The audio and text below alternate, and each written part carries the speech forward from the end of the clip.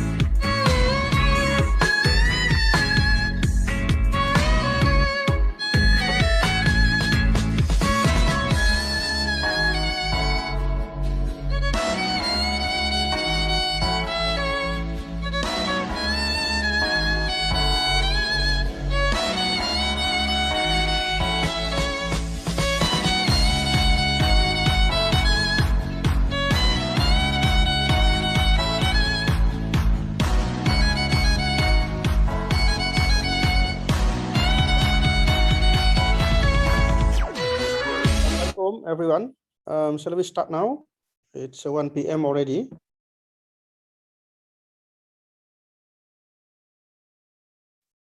Committee, can we start now? Yeah. Okay, all right, okay. Is the speaker with us already? It's clear enough, Pak Cahyo. Yes, I'm here. Assalamualaikum. Hello, Dr. Nazri. Good afternoon, yes. Assalamualaikum. Apa kabar? All right, okay, let's start today. Let's do the lecture, everyone. The Dr. Nazri is with us already. All right, let me open with Assalamualaikum warahmatullahi wabarakatuh. Bismillahirrahmanirrahim. Very good afternoon, everyone. Welcome back to the lecture sessions of the International Online Summer Course 2021, Department of Animal Productions and Technology, IPB University.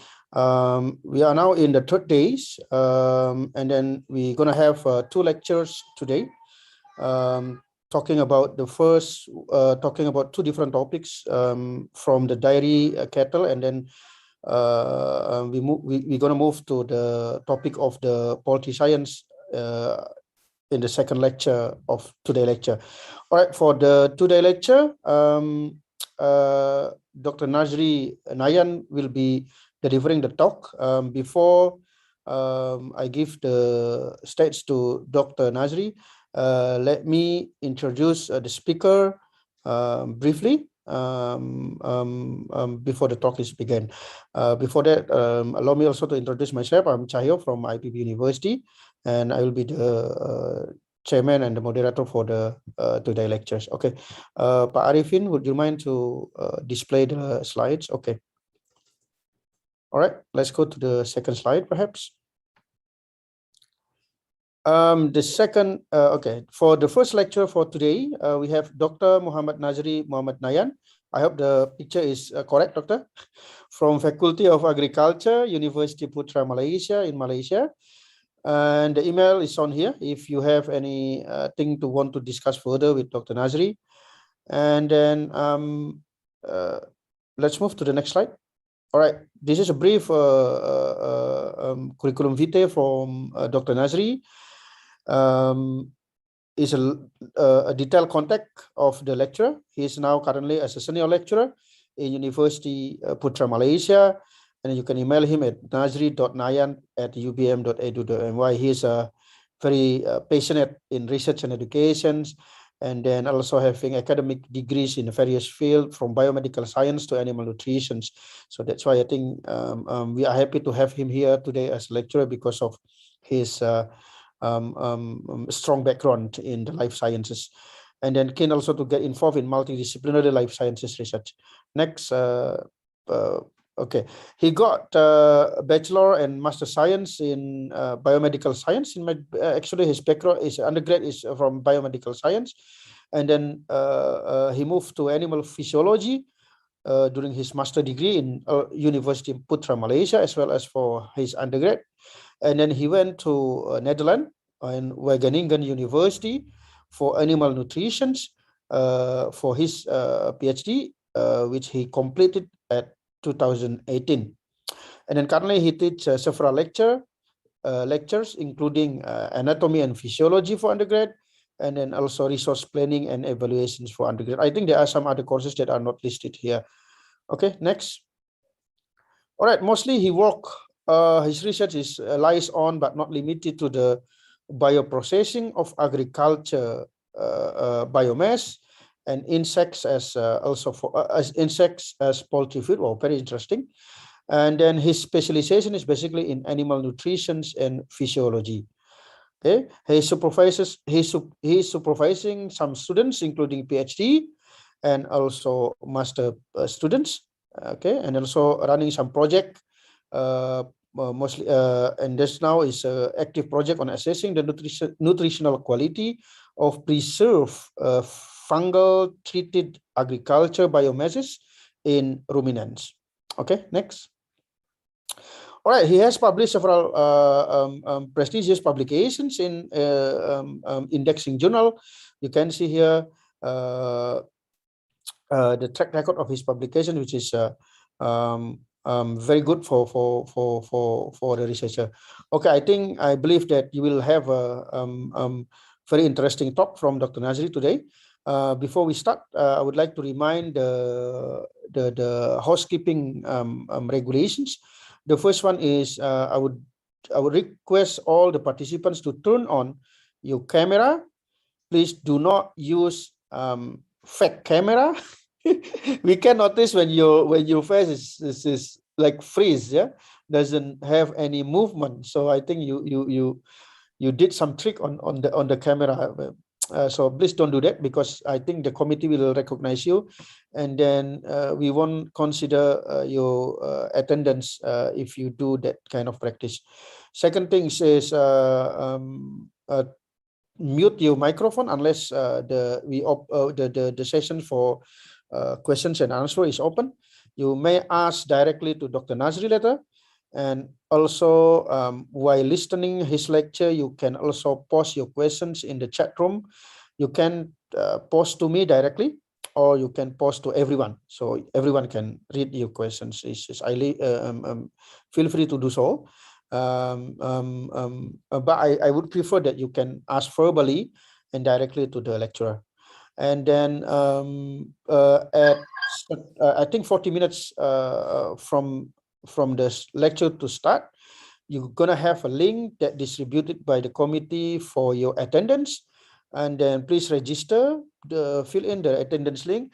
Remember that the attendance link will only be available for certain time, for certain periods, and after the registrations or attendance link is closed, you cannot fill in the attendance anymore. So just be ready whenever the committee is circulating the registrations or attendance list. Is why we do this practice, because this is to ensure that you are really exist or are really present in the lecture. All right, I think that's all. Dr. Nazri, you will have actually 1 hour 40 minutes, but I would it will be appreciated if you can spare about 20 to 30 minutes for Q&A sessions. Okay, the time is yours, Doctor. Please, you're gonna present from your own computer, right? Yes, sure. Okay, please. Wait a minute. Let me share my screen first. All right. Okay, just do a quick sound check. All right. Can you hear me clearly? Is my voice is okay? Clear to you? Yes. All right, good. I have no problem. I believe the other participant as well. Okay, thank you, Dr. Chayo, for your kind introductions on my background. Okay, so today we're going to talk about, I'm going to talk about this precision dairy cow nutrition. Okay, as you can see that just now, based on Dr. Chayo's introductions, my background is quite diverse, from biomedical science, which is dealing on human, to PhD in animal nutrition. So it's quite diverse. So I'm not the expert in dairy science. I'm not a dairy scientist, but I'm focusing on nutrition and also physiology. So you can see that this is my current interest. We have 1 hour 40 minutes, but I have 60 slides, which normally I spend like 40 slides for 2 hours. But let's see if I can cut short to make sure that we have time for questions later on. So this is the focus of these presentations on the concept of precision nutrition, right? And also some aspect of the basic dairy cow nutrition. I see that I was informed the total participants is almost 270 participants, Dr. Chayo. So from various countries. Yes. I can see that your background must be quite diverse as well. Yeah? So I'm apologize if my lecture is too basic for you, or maybe too advanced for you. So I'm trying to find a balance between in terms of the content, because I hope by the end of this lecture you can get something from the concept that I'm trying to share with you. I like to have this as a sharing session rather than lecture session, because as you can see that I'm also still setting up my career in academia. Right. Okay, even this diagram here, this picture here, is not the right representation of precision, because this is more towards accuracy, accurate and precise. But in precision, based on the terms on alone, if I can hit my target here, But if I repeat that like 10 times and I still manage to hit the target more or less here, okay, so that's for me, yeah, the ideal condition in nutrition, yeah, precision, because we cannot be accurate, yeah. Okay, it's being recorded. It's not easy to be accurate in quantifying the required nutrition for the animals, because there's a lot of things that you need to consider. All right. Okay, let's start. Connected to cloud server, this one. All right. That's okay. The concept of precision. Okay. Number one, feeding the animals based on their nutrient requirements. Okay. Because for precision, you want to minimize the losses to the environment, because you want to care about the environment. You want to care about is minimize the losses of, for example, nitrogen and phosphorus in the excreta, because you want to avoid this leaching of all kind of things that may pollute the environment. All right. Then I will see here, connected to cloud server is okay. All right. All right. So you feed here, and some nutrients can be digested and absorbed, through this epithelial wall of the GIT, gastrointestinal tract, and those nutrients may or may not be metabolized by these animals. So this feeding should just match. You just feed what is required by the animals. All right. Some basics, the right amount, not too much, not too low, because that affects the level of feed intakes do have some effects on the digestibility. All right. The right proportions, the right compositions, and also the right timing. Timing is everything. So I also teach applied element nutrition. I mainly use poultry as my example.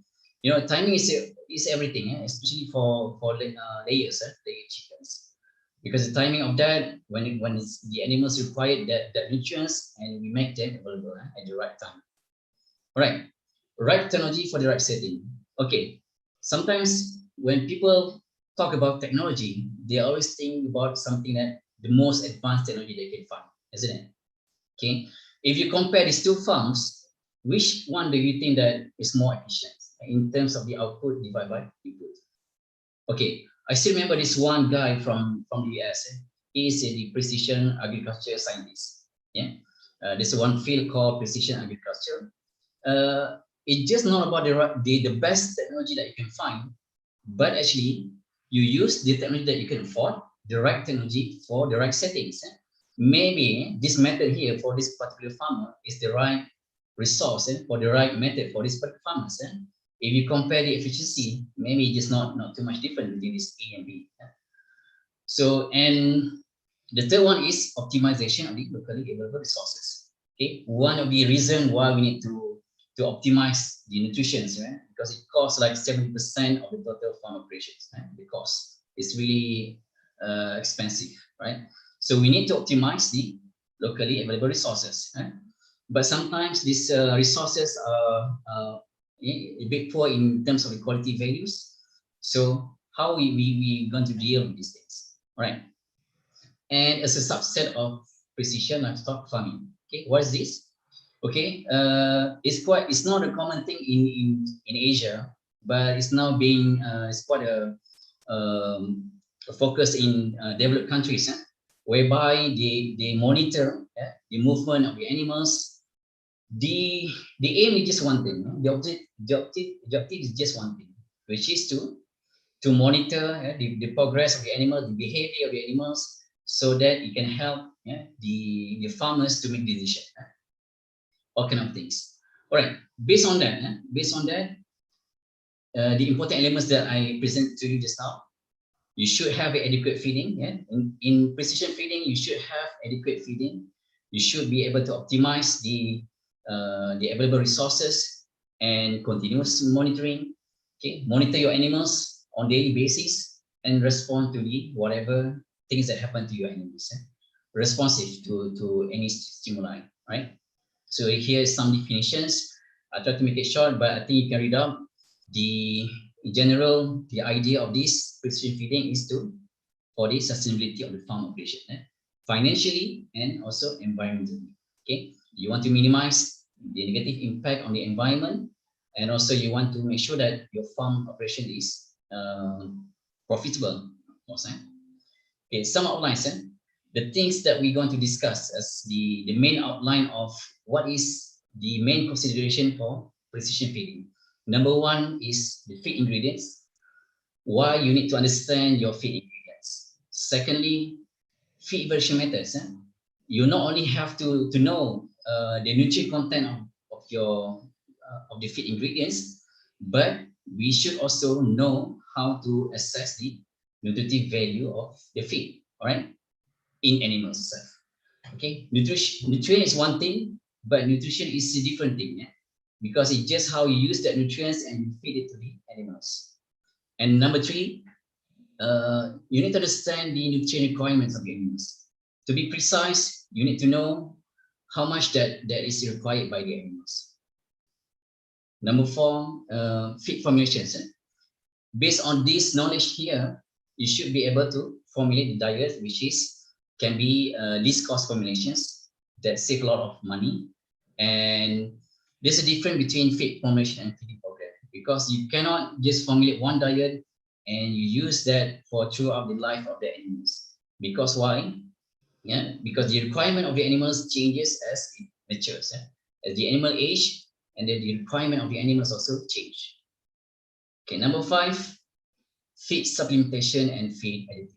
Okay, when you need this one and why you need this one. Okay, right. Let's talk about feed ingredients. We have abundance of locally available feed ingredients. Like in Malaysia, I'm pretty sure the same case in Indonesia or in some of in other countries as well. You have this napier grass, signal grass, alfalfa, corn. You need to understand the main reason why you use the ingredients. Yeah. For example, I always tell my students, in order to pick the right ingredients for your feed formulation, okay, what would be the main source of your energy? Maybe you have to pick corn. What the main source of protein? Soybean. But why you need to diversify these? Why do you need to diversify your feed ingredients? Why?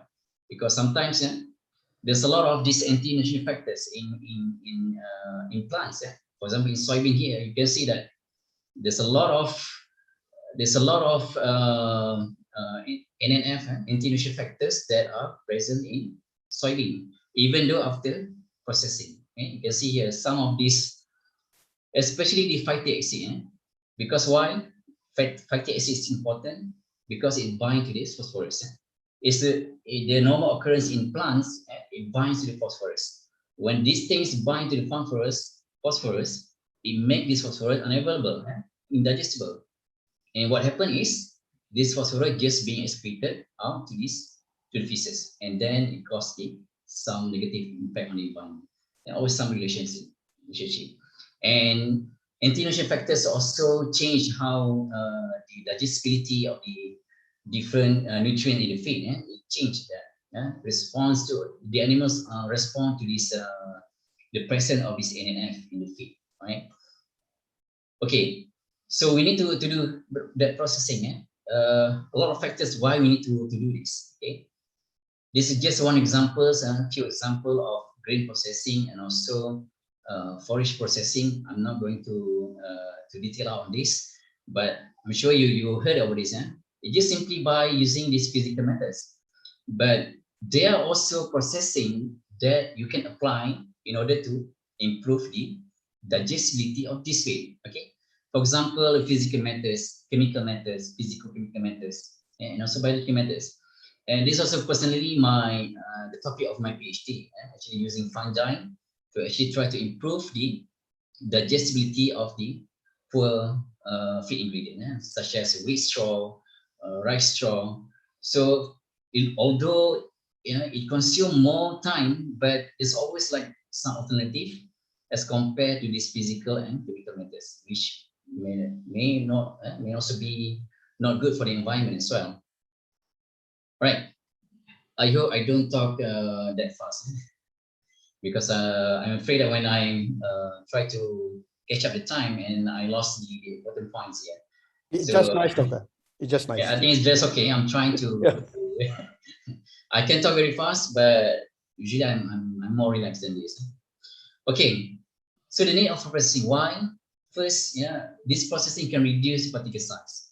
And when you reduce the particle size, you increase the surface area, isn't it? It makes sense. Okay, when you reduce the particle size, the larger the surface area, and then that means the larger the area for the enzymes activities that can act on that substrate. But remember, there's a lot of other factors as well. If you grind your samples too fine, and then this feed can go through faster along this GIT, gastrointestinal tract, they can go very fast. When the passage rate is very fast, okay, it reduces the retention time, and what happens is the digestibility also going to be lower. Okay, remember, feed intakes have quite significant effects on the digestibility. The higher the feed intake, the faster is the passage rate, the lower is retention time, and then the lower is the digestibility, right? Of course, why you need to process? Because you need to improve. Now you need to deal, the concept of this precision, you need to deal, you try to optimize the resources that you can find in your area. And you know that this equal in quality, so you need to improve optimize the utilization of this nutrient inside the ingredients. So improve the efficiency of nutrient utilization and increase the nutrient uptake, reduce nutrient waste, and of course reduce the NF, as well as the management factors. Why you need to process that? It has to be handling, storage, and transportation as well. All right. So just need for proceed. I see that my students also joining this session. That's good. All right. Okay. Okay. That's feed ingredients. Why you need to understand that feed ingredients? Why do you need to understand that the purpose of that each of the feed ingredients, and why you need to process them? Those two questions that you need to ask when you deal with feed ingredients for your animals. Okay. As the first thing that you need to consider for your the concept of this precision nutrition. All right, feed evaluations. You do chemical analysis, you do physical analysis, you do calorimetry, energy partitioning. You also do some biological methods. All right, chemical method. You have a lot of methods. I'm always trying to stress the importance. It's not about the equipments. It's about the methods. It's about why you need to do this method, why you need to select this particular method in order to analyze for certain nutrients. Why? And the second question that you need to ask yourself, how much is the sensitivity you want? Because some of these methods are more sensitive. They can analyze all kinds of compounds that belong to, for example, spectroscopy, for example, NMR, nuclear magnetic resonance. They can come out with a lot of these compounds that are related to lignin, for example. If you analyze just using ADL, acid deuterated lignin of the Vansus, you don't need to know all these compounds. So the question is, you need to ask how much detail that you consider, and is it benefit feature for you as well, right? Okay. I also stress the importance of knowing the partition of feed. Why you need to express your feed as a percentage of dry matter? Why not just a percentage of fat as fat basis? You need to know, okay, what's in there in the ash? Why you need to determine the ash? What's in there in the ash content? What's in there in the organic matter? Okay. For dry matter, you can do a lot of things. You know about this proximity analysis. Okay. But even this, I will show you after this why precision matters than accuracies. Okay, do you think that all these methods are the most accurate method to, for example, to identify, to measure crude fat? Do you think this ether extraction method is the most accurate method for this purpose? That kind of questions, right? You can ask it. You can answer that if you want, but maybe I'm not wait for answers. You can just interrupt me with your answers or whatever. All right. Okay. And you also subject to a lot of errors here, because sometimes, for example, here NFE in proximity analysis or window analysis, it depends on the accuracy of each one of these methods. each error that introduced here, it will add up to more errors. All right. And you can, there's also different methods to do that as well. For example, if you're interested in fiber, you can use this Bunst's method. Yeah. Neutral deuterium fiber was being solubilized in neutral deuterium solubles. What is ADF? What is ADL? Acid detergent fiber and acid detergent lignin. What are those things? You know that this method is to quantify, to estimate, okay, to estimate the cellular fractions, cellular components, cellulose, hemicellulose, and lignin. Of course, this is not the most accurate. I just give one example of ADL. If your country, if your labs have this called ENCOM machine, you weigh in the samples inside the bags, right? And then if you are trying to study something about the degradation of lignin, all right, some of the lignin can even escape the bags, the nylon bags. They can escape that because some of the lignin also can be solubilized in water. So this method, even this method is not the most accurate method to quantify this lignin. So there's always like some limitation of the methods. There's no such thing as the most accurate method, but we are careful about this precision. Now, if I want to quantify these different classes of carbohydrates, for example, you can classify based on this polymerization of the carbohydrates. All right, you have sugars, 40% ethanol, you cover all this, 80% ethanol solubles, they cover all these things. Crude fiber method, discover just a little bit of this non-starch polysaccharide. The famous Bunst's method, they cover a little bit on this side as well. Okay. And there's also a lot of other methods as well. Starch, you can also quantify using this spectrophotos method. I see that one person want to ask something. Muhammad, I cannot see your. You can ask something, Muhammad. Anyone would like to ask? Yes, you can. Muhammad Zahid, you raise your hand. You want to ask something? 1, 2, 3. No? Okay, let's move on. All right, is money. continue. Okay. All right. Okay. Sorry for the interruptions. Okay. Uppsala English method. I use this method as well, but then sometimes quite laborious. Yeah, although it's reproducible. Yeah. But also quite laborious. Bunst's method, although it's not the most accurate, it's precise. It's reproducible. And especially if you're dealing with a lot of samples, it's very useful information that you can get from this analysis. So know your analysis. Why are you doing that? Okay, in which part of this, for example, here you want to quantify the carbohydrates. Carbohydrate is very big. There are a lot of different classes of carbohydrates. Sugars, monosaccharide, disaccharides, polysaccharide, starch. And even starch, they have a resistant starch, soluble starch. There's a lot of classifications, a lot of categorization.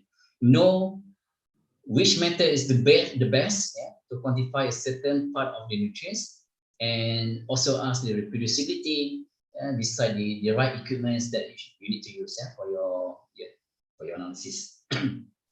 Calorimetry, this bone calorimeter, and this is much more expensive. You see later on what we mean by this, what is important. Okay, I'm going to touch about nutrient requirements now after this, about the requirement of energy. Why you need, is this very expensive experiment? Because you collect all kind of things in order to have a energy balance experiment. Because you quantify the energy in your feed, but not all those energy in the feed will end up in the products of animals. Not will end up in the milk, will not end up in the meat, for example, because some of these nutrients are also losses as gases, excreta, feces, urine. All right. Okay, and biological methods, because quantifying, determining the nutrient content is one thing, but you should also know how those nutrients will behave in the animals. There's different steps. Okay, first you might want to do in vitro experiment first. Okay, in vitro gas production. There's the machine that we can find in Wageningen University in Netherlands. Yeah, I personally use this equipment here. You put your samples inside here. Yeah, you inoculate with the Raman fluid, and this machine is really based on the pressure. Yeah? You detect the pressure, and then you can convert to this volume of gases that's produced. Okay, the gas productions is correlated with the amount of dry matter or organic matter that is digested by the Raman microbes. Right. In situ or in situ, or also another name is nylon bag technique. All right, you put it here in physiological counts. You just put measure your. Sometimes even before you put these nylon bags inside the animal, you just wash that. Yeah, there are some. Yeah, if you measure 100 grams, maybe it's just 90 grams of dry matter left after washing, without even putting into this animal yet. Yeah? Just wash it with the washing machine or just water, because there's a lot of nutrients that are also water soluble. You put it here for 336 hours, for 2 weeks, and the remaining, you consider is indigestible in the rumen, or you can also consider that as a bypass rumen nutrients, right? And in vivo experiments. These are the steps, in vitro, in situ, in vivo. Why you don't go directly into in vivo experiments? Why? Because it's expensive. It involves a lot of money. It involves a lot of energy. Involves a lot of people. It involves a lot of planning, because you don't want you fail your animal trial. This is very expensive experiment. That's why you need to do step by step. And also good that if you can prove your concept, is this nutrient can be fermented by these human microbes, and that kind of operations. All right.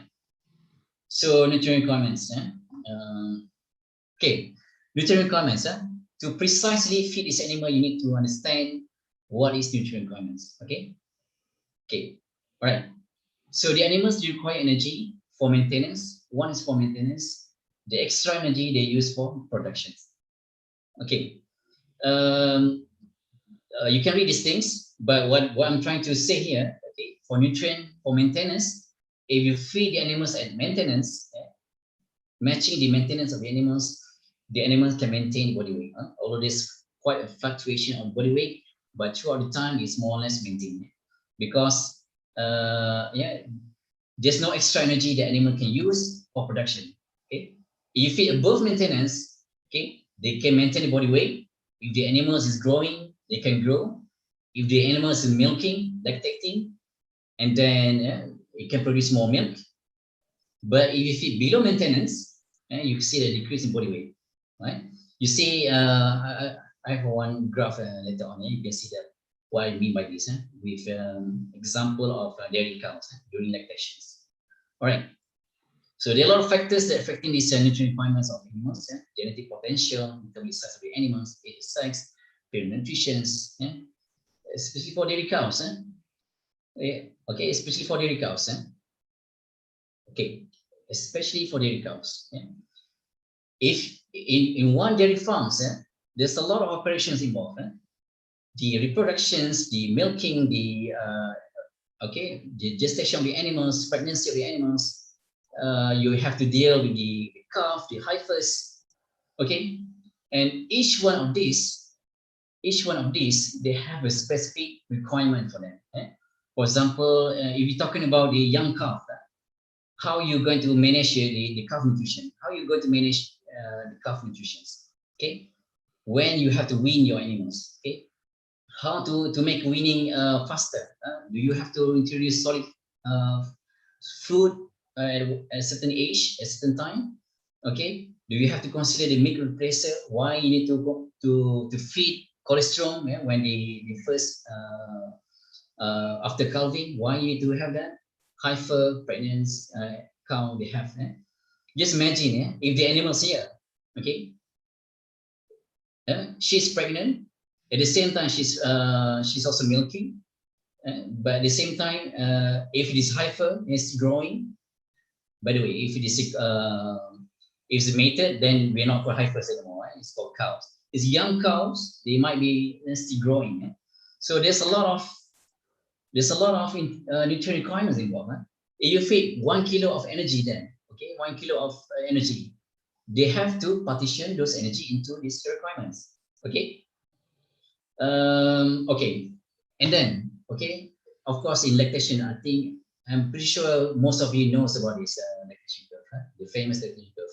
This is not exact because I just draw it in rough way. Okay, the milk productions we peak around after 2 months, 55 days to 60 days. This is feed energy, right? You see here, at this stage here, you cannot actually match the requirement for milk production here. It's always like a bit lacking here, and here finally you can match that even more than that, right? It also depends on this the management of the farms as well. So you can see that, okay, I see here, okay, this one is transition cows. I will share with you some example of the manipulation of nutritional manipulations for transition cows. Transition cows mean that they are pregnant, they're producing not producing quite a lot of milk yet. Okay, basically 3 weeks before this calving and after calving. All right. Okay, so you can see that the body stores decrease. Yeah? Okay, in animals, physiologically, they prefer to use carbohydrates as a source of energy. Okay, when this source is lacking, they have to mobilize their body reserve of energy. For example, fat from adipocytes, glycogen in the liver, in the muscles, because they want to match the need to meet the requirements here. There's a lot of requirements here. That's why when there's not enough energy from carbohydrates, this animal have to mobilize their body reserve from the body in order to match to meet their requirements here. Even so, they cannot measure. All right. There's good and bad things about that. I'm going to talk about the bad things later on. All right. So here we call this the cows are in negative energy balance. Here in positive energy balance. That means that the nutrient requirements is far exceed the feed, the energy intake, the energy intake by these animals. All right. And you just not about talking about the total production, total milk yield. But in some countries, in some areas, you should also focus on the milk quality. Yeah? This is milk production and this one milk quality. Because over the lactation months, this in milk here, there's quite a changes in milk, fat, and protein content. In some countries, they price the milk also based on fat corrected milk or protein corrected milk. That means that they also need to consider in their nutritional management, they should also focus on how much nutrients and how much is the quality, how much fat, how much protein, and how much lactose. Okay, you're just not talking about the total milk productions, but also the content. So this has some significance on how you should manage the nutrition of the feeding of these animals. All right. Okay, let's talk about energy just now. You have this gross energy in the feed, right? But not everything can be digested. Some are lost as a fecal energy in the feces. Okay, this is probably the most easiest one to measure. You just measure the digestibility. Whether in protein, in carbohydrate, whatever, you can measure this digestibility. All right. By the way, okay, let's move on first. All right. And then you have this metabolism energy. Whatever nutrients that is digested and absorbed, those nutrients can be metabolized. That's called metabolizable energy. Okay, so that means that as you compare DE and ME, ME has more information. It's more useful in assessing how much they actually the nutrients that can be metabolized by these animals. In dairy cows, in cows in general, okay, what is metabolism energy?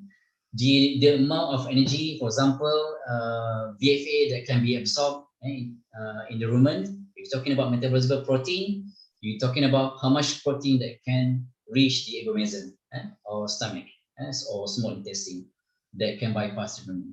Because those proteins that actually can be digested and absorbed can be hydrolyzed into peptides, into free amino acids, and it can be absorbed in small intestine. All right, and of course you need to extract. That's why it's not that easy to determine this in experiments. It's involved a lot of money. If you remember the earlier slides, I show you the respiration chamber with the pig inside. Okay, you need to use that because you want to capture every single gases and every single excretion from the animals to estimate the metabolism energy. And then you have the net energy, with the difference of heat productions.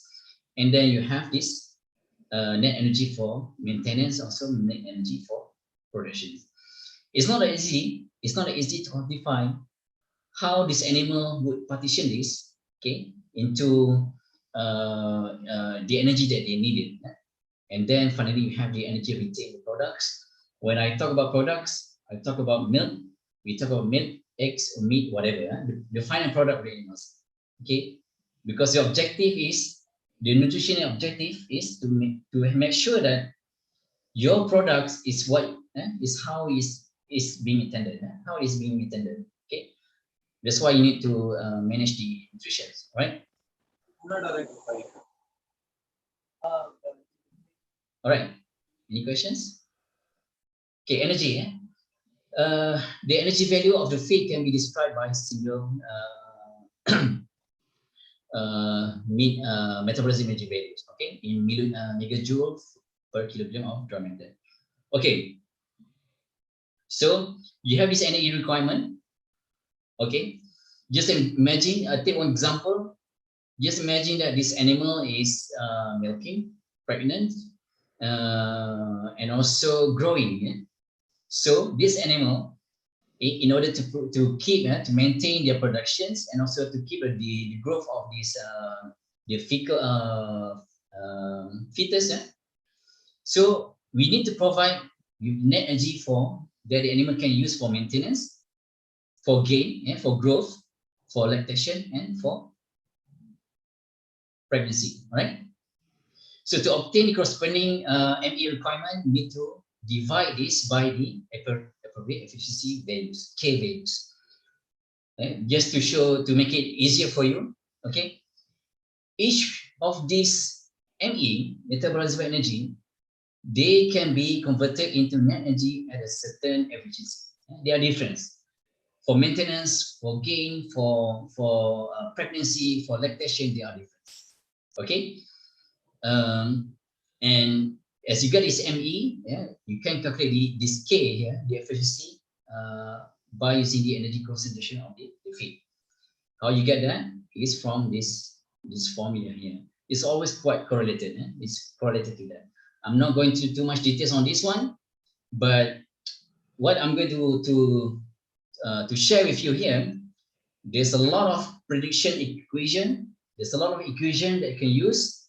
For example, here in the famous NRC requirement, National Research Council requirements. This is published by this NAP, National Academic Press. NRC is being used by USA, by the Americans, right? In France, they have INRA. In Netherlands, they have CBB. In Australia, they have CSIRO. In UK, they have AFRC. How about in Malaysia or in Indonesia? We don't have that. So basically, most of the time we depend on this available information here from this, we call it feeding standards. Feeding standards.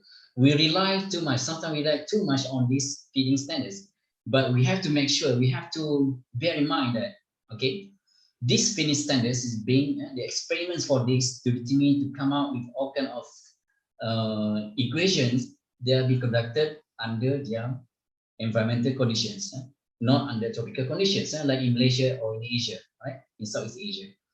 Okay, so we have to be careful, not to follow this, strictly follow this one, because this just a starting point as your reference. Okay, just use this as your starting point. So there's a lot of prediction equation. Just now I talk about how you're going to predict this net energy for maintenance for dairy cattle. For example, here number one from the UK, they come up with this equation. And RC, they have these equations. And some feeding standards, they even come up with even more complex equations, prediction equation. This is very important. Why this equation is very important? So that you don't have to conduct the experiment using this respiration chamber, which is very expensive, isn't it? Okay, you need to come out fast. So this prediction equation can be used in try to formulating the diet for your animals, trying to estimate how much energy is needed by this animal.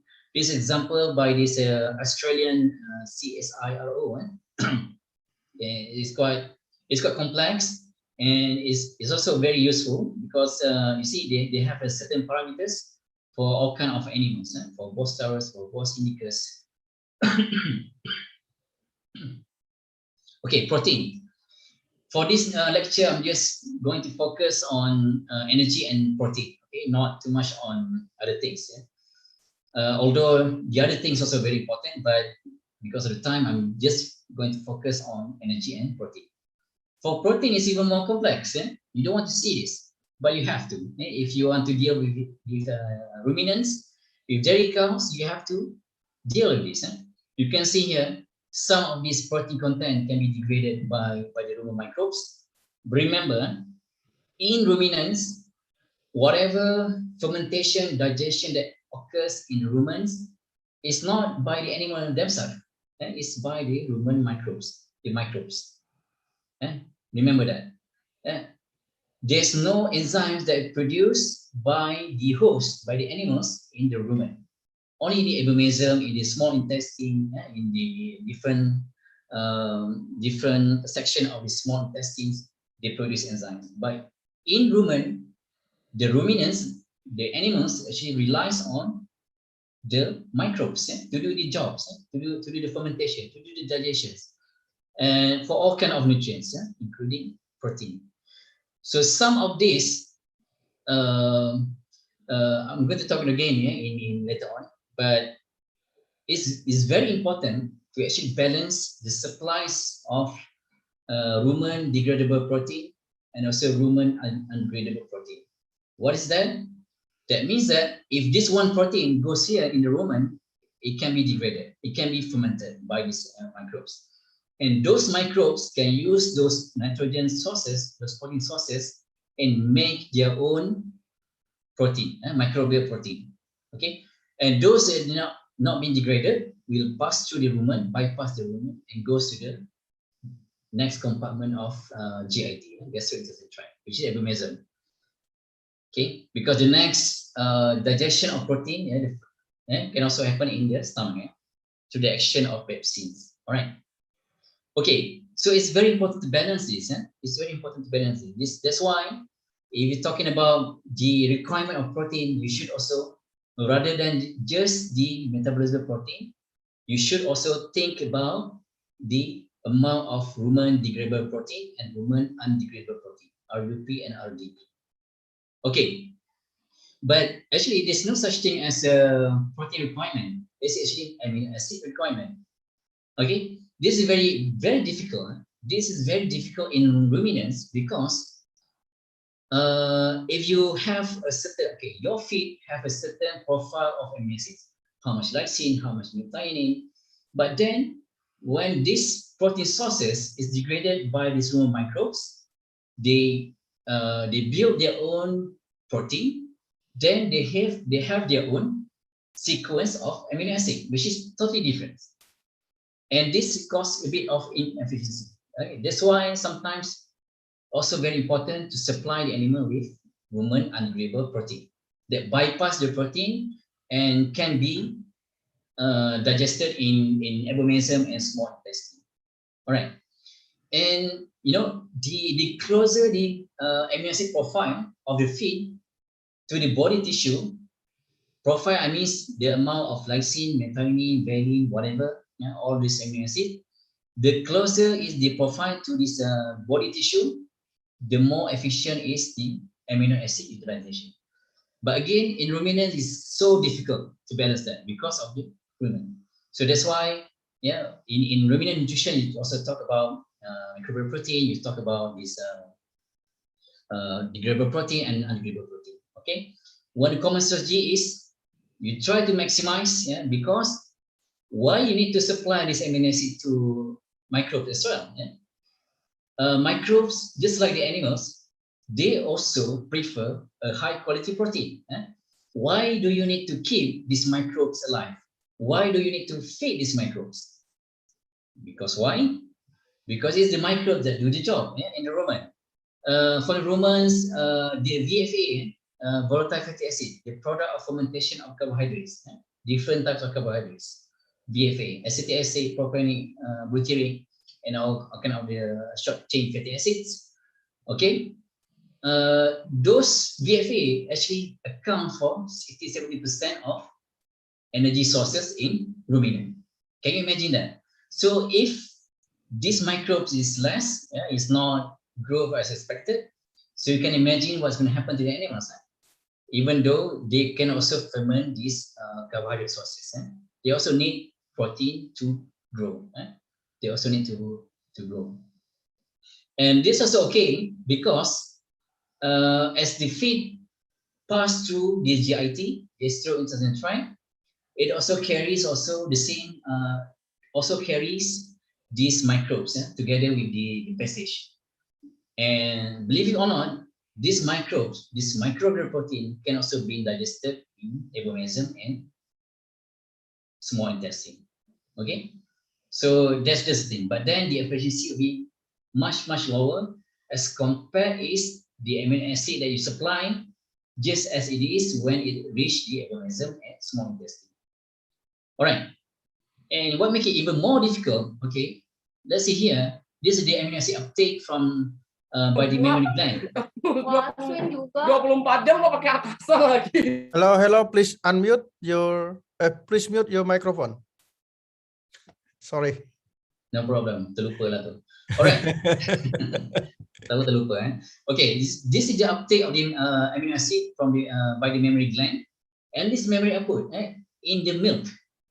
You can see. Okay, let's focus on this. Isoleucine, leucine, valine. These are we call branch chain amino acids.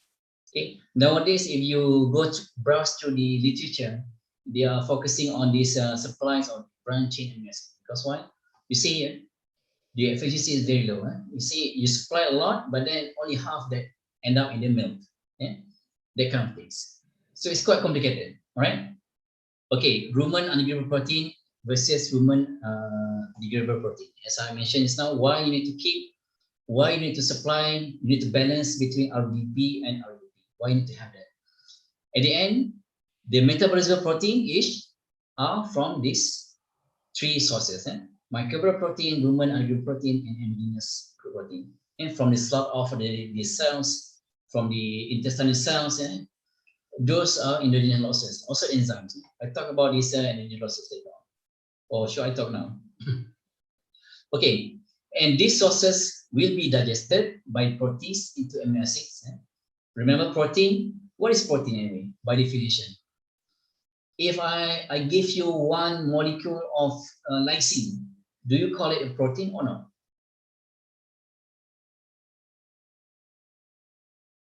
Do you call it a protein or not? If just have one individual amino acid, do you call it a protein or not? Sometimes you need to know the definitions. Can anyone answer that questions? If you have a single amino acid, can we define it as a protein? I think no. No, what? No, So no, what do you no. call it? No. All right, okay. Okay, never mind. Okay, it's not. So protein, by definition, it should have some functions. That's number one. Secondly, the amino acid residues should be more than 50 to 72. Okay, more than that. Then we call it protein. So protein is actually a polymer of peptides. Peptide polymer that made up of sequence of different amino acid sequences. That's by definitions. So if you provide some free amino acids, they are not actually protein. They are considered as non-protein nitrogen. So non-protein nitrogen, some another example include urea, any kind of this kind of things. They are not protein. They are nitrogenous compounds, but they are not protein. Remember, so those proteins, they can be hydrolyzed by the peptidase in by the pepsin, by trypsin. I think you learn about these physiology things in small intestine as well, and can be absorbed also in the small intestine. Those amino acids that are liberated from the protein molecule can be absorbed by these animals, and those are metabolism. We call them as a metabolism protein. And you talk about when you clear about that things, and you know what is the requirement for that, which is the metabolism protein. Again, there are a lot of formulas, there are a lot of equations that you can use, that you can predict the requirement for each one of the nutrients. You can use it, any sources, any feeding standards, but actually they have quite a difference. They are quite different in terms of the sensitivities. For example, here I take from this UK and this one from NRC. No, from UK one is about NRC. All right. See, even from the dry matter intake, the effect of body weight, dermal loss, or whatever, a lot of things. Right? Okay. Energy and protein. Now I'd like to share with you some very important concept of the relationship between the energy and protein. I also talk the same thing in my lectures for my students. Okay. This is also true for all kind of across species, in poultry, in pigs. Okay, this is protein deposition and this one is protein intake. Okay. No matter how much that you give, how much that the animal consume, how much protein that the animal consume, but if you don't provide with some enough energy, the protein deposition will stop much lower as compared to this diet here. What does it mean by higher energy? As I said just now, the main source of energy should come from carbohydrates. We call them glucogenic diets. There's also lipogenic diets. I give an example later on. So there's a lot of energy that is easily fermentable.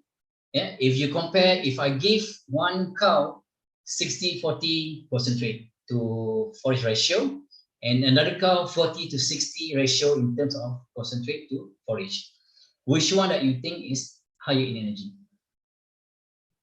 Of course, the first one, because concentrate is higher in energy, right? So the higher the energy that you provide, so that the higher is the protein deposition in the muscle, in the milk, in all kind of products. But then why it stops here? Why?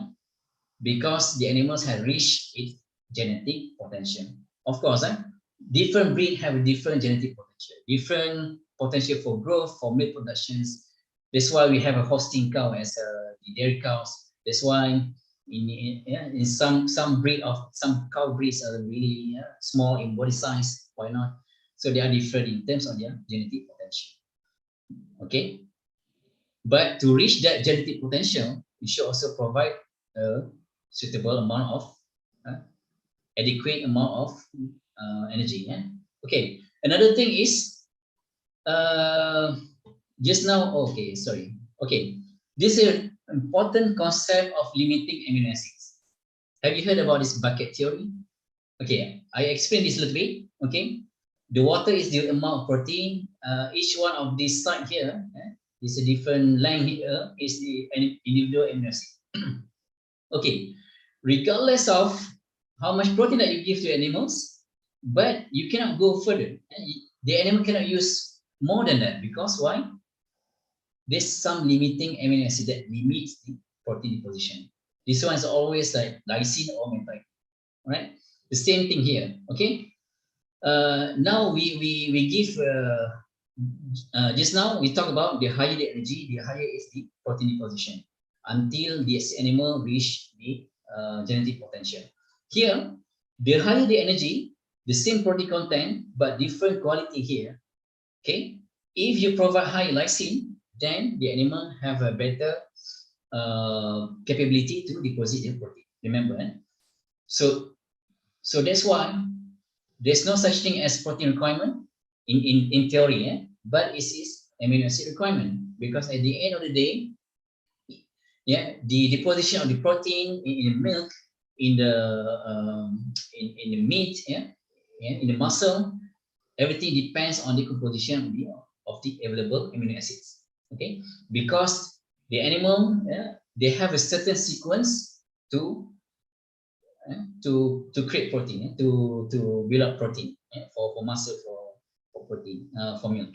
Right? Remember, these two important concepts. And there are also a lot of other things as well, that the fat requirement, phosphorus, microminerals, but I'm not going to focus that here because there's a lot of things that we can discuss. But the main thing here is to give you some ideas, the concept of precision nutrition. From just now we talk about feed ingredients, the processing. Now we talk about, and then we talk about the evaluation methods, and now the nutrient requirements. Okay. By the way, this is the fat. In general, fat is not appreciably fermented by the animal microbes. They hate fat actually. But then there's also a certain percentage of fat, for example, in process, not too much. But be careful if your feed contains a lot of these polyunsaturated fatty acids. Because why? If it's too much, the available of hydrogen is high, and then there's also process what we call biohydrogenation, whereby these unsaturated fatty acids being biohydrogenated into saturated fatty acids, more saturated fatty acids here, stearic acid. Okay, you can see different trans 6. Okay, it's quite, because when this thing happen, you can actually suppress the action of microbes that can ferment the fiber. Then what happens is, if you suppress the fiber fermented fibrotic bacteria or microbes, then it might cause milk depression instead of milk fat depression. Instead of giving too much fat to the animals, you want to increase the fat content of milk, but at the end of the day, because you suppress the microbes that are responsible for the fermentation of fibers, there will be less acetate, and then there will be less milk fat. Less milk fat. We call it milk fat depression. Be aware about that. But this one is essential. That's why most of the time we provide with some rumen protected fats. Because this one is very important, and the body cannot, the animal body cannot actually build this. They don't have specific enzymes to actually add a bond, hydrogen to certain along this the chain, the carbon chains. All right, others include lipids, vitamins, especially vitamin B12, that can improve the efficiency of energy metabolism, macrominerals and microminerals. Okay, if you talk about energy, there are only 3 types of nutrients that can be metabolized into energy, which are carbohydrates, protein, and lipids. Okay, the rest, they are not directly involved in the metabolism, but they are important precursor for metabolism. If you remember NADH, nicotinamide adenine diphosphate hydrogenase, those proton carrier in this Krebs cycle thingy. So they are important precursor for these particular electron carriers in those metabolic processes. All right. So although you talk about this, some people don't pay attention to the fundamental aspect of nutrition and physiology.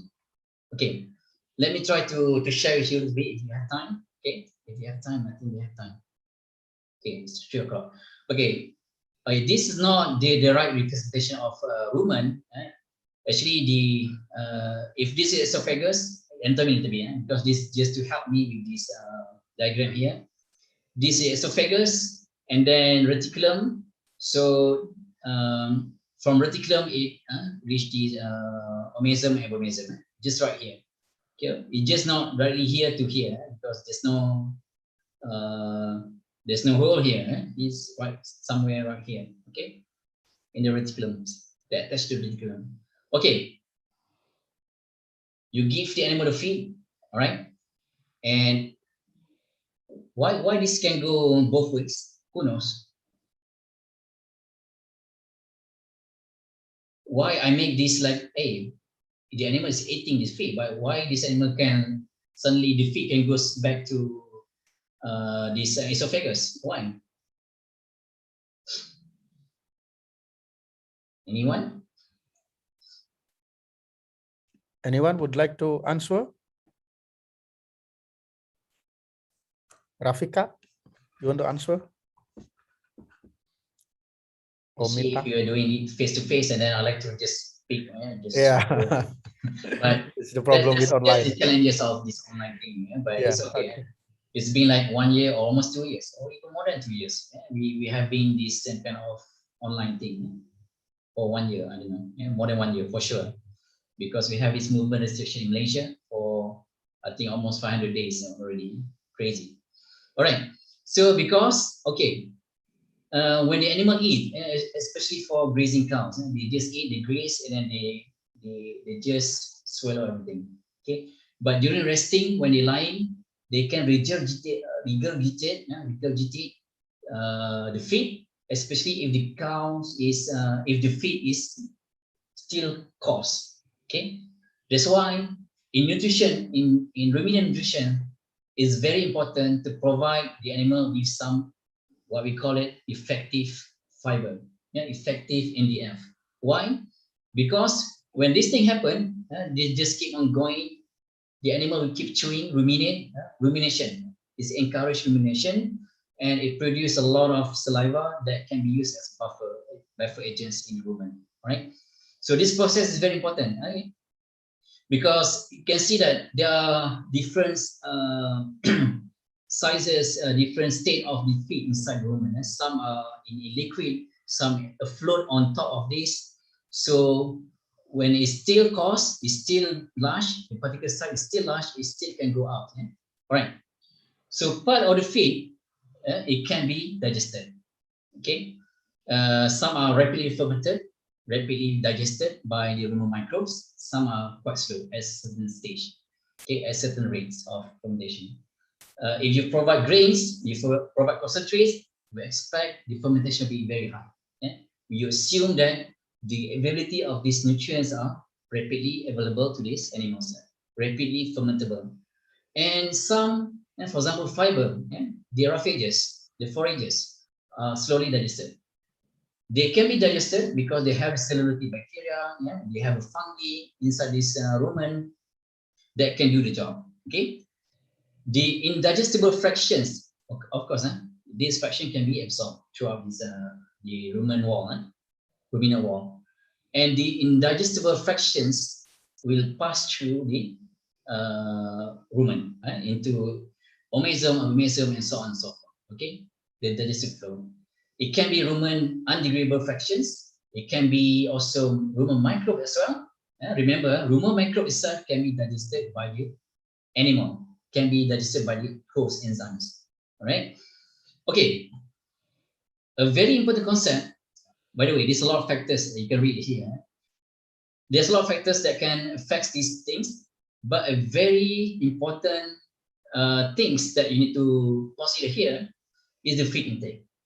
The higher the feed intake, the faster is the fractional passage rate, because the animal need to empty those. The emptying rate will be higher, and they need to receive more feed until it reaches certain maximum, right? Satiety. Okay. When that thing happens, and then it tells the brains to stop eating. Okay. All right. So the higher is the intake, the faster is passage rate. It moves faster throughout this GIT, and the time that is that will spend. The time that will be spent by this feed will be much lower, isn't it? It moves faster, so the time here will be much lower, okay? Much shorter time. Retention time, we call it. Okay, when retention time is lower, and of course it affects the rate of the digestions, then the digestion will be much lower. Okay, but if you have a less feed intake, it moves a bit much lower. and then we increase the retention time here, then the feed has much more time to be degraded by these microbes. Understand? But of course, there's a lot of other factors. For example, particle size, the feed particle size, the animal factors, the environmental factors. But one of the most important factors is the level of feed intake. Okay, this is very important things because that might explain the observation that you see in these animals. Why the digestivity will lower? Usually, if you feed less protein, the feed is low in protein, somehow the animal will consume more feed.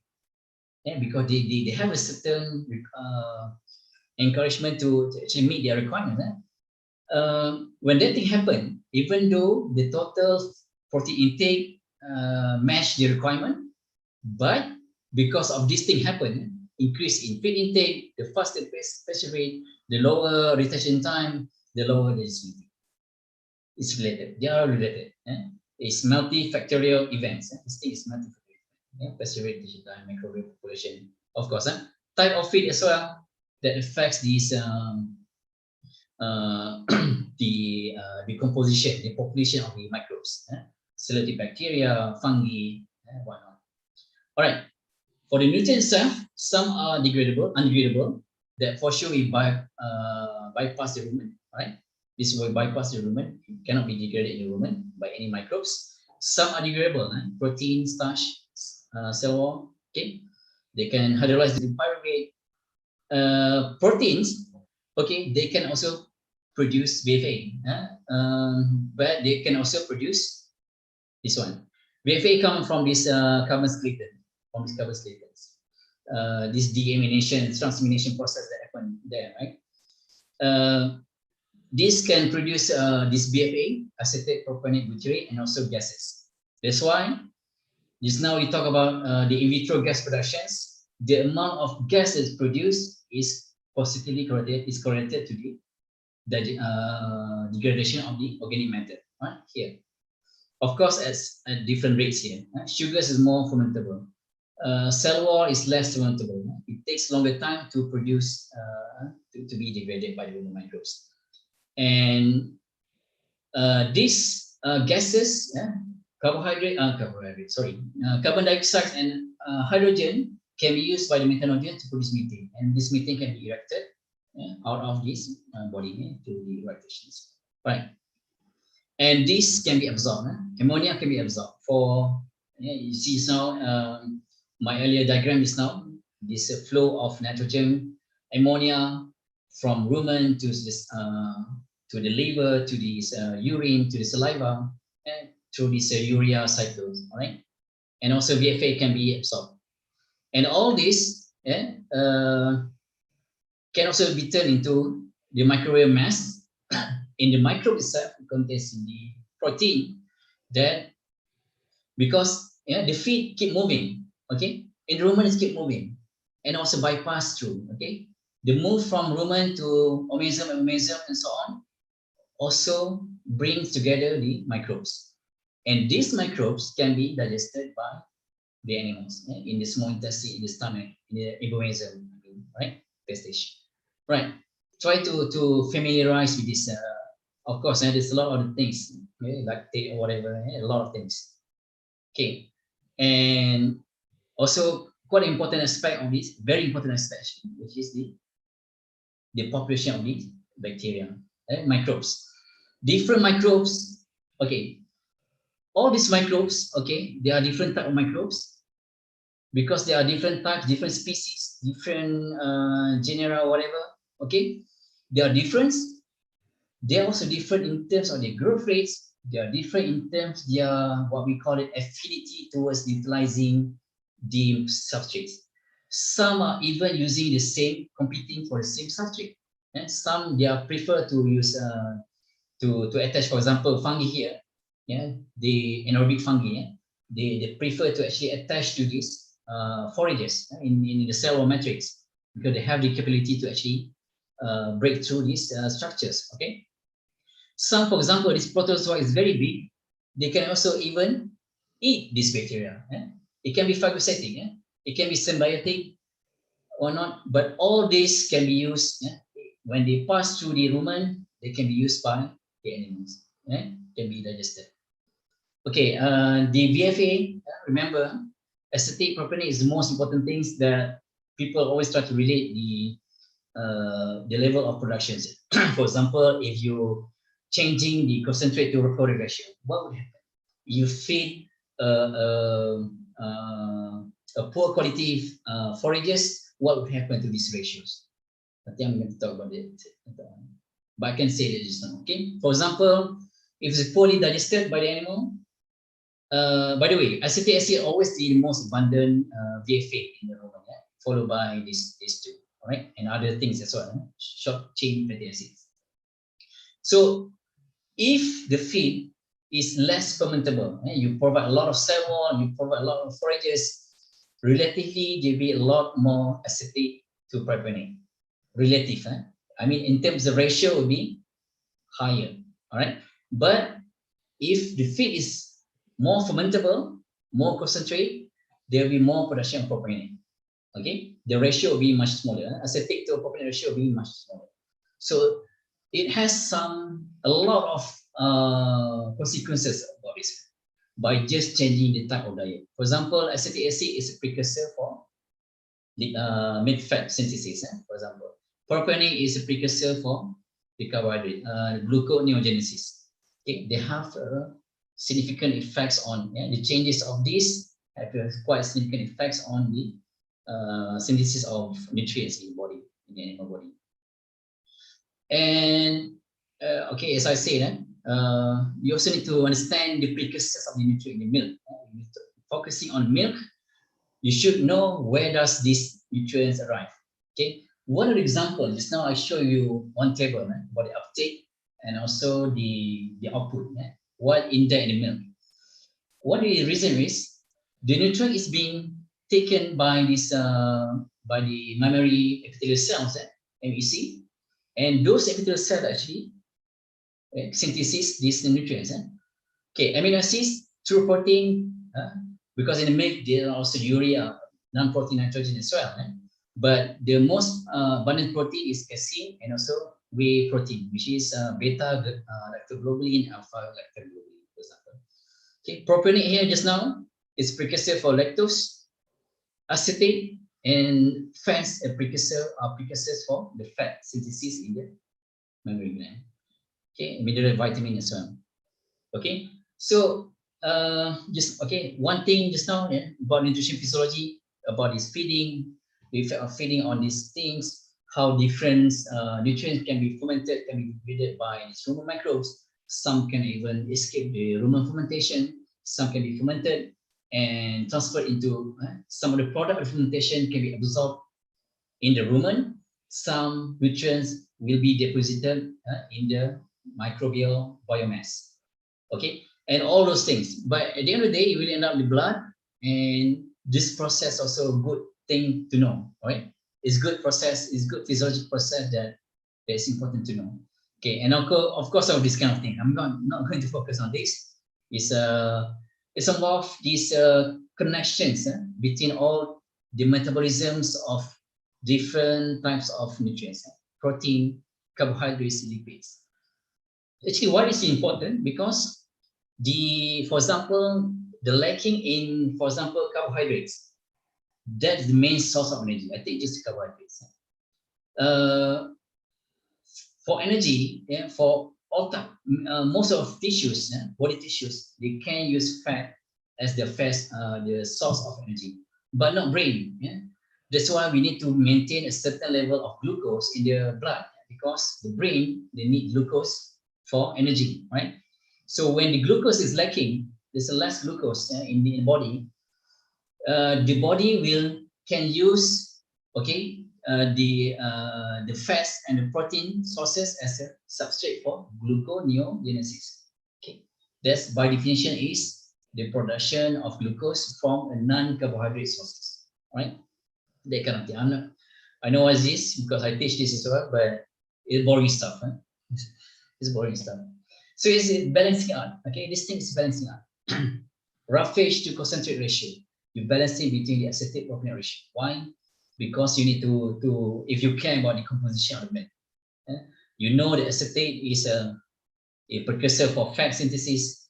This one is a precursor for lactose synthesis. Yes, Farhan. Farhan, do you have questions? One. Two. I think sometimes the student mistakenly pressed the. There's a lot of buttons. I understand. There's a lot of buttons. It can be confusing sometimes. Yeah. Okay. Please proceed. All right. Rough phase to concentrate ratio, and then rapid versus slowly degradable nutrients. Although we talked just now about protein, fermentation of protein or utilization of protein by these Roman microbes, but the level of microbial protein synthesis is also depends on the available energy. When I talk about energy, is the carbohydrate. If you provide a lot of much more fermentable carbohydrates, then the rate of microbial protein synthesis is also higher. It depends on that. Okay, they are all related. This nutrient, you cannot just discuss by its own. You cannot just discuss about just carbohydrate and you talk about just carbohydrate alone, because they are interconnected. They are related to each other. Not to mention about hormones or whatever. For example, insulin, they also have some effects on adipocytes, liberations or mobilization of fat from, for example. Although you understand, insulin means to convert glucose into glucagon, for example. Just for example. All right, not to convert, and not directly involved that, but hormones that initiate that process. You understand that? Okay, energy sources. Okay. The concentrate alone, just now we talked about the rough phase and concentrate, but the formulation of concentrate alone, it can be glucogenic, it can be lipogenic. I'll give you one example after this, one case study from the paper. Because, okay, although fat is 2.25 times higher in terms of the energy density, but then the animals are preferred to use, glucose as the main source of energy. It's mutable. Of course, fat is much more, how much ATP that you can produce from 1 mole of glucose? 30 to 32. It depends on the type of muscle. But how much ATP that you can produce from 1 molecule of fat? Let's say C16. There's a lot more, even more than 200. So the production of ATP then also depends on the length of the carbon chain, right? So there's a lot of things. But again, but the process of that, the metabolism of fat into energy costs a lot of energy. It costs a lot of process that is not energy efficient, right? Because they also need to use ATP in the process. But glucose is much more easier.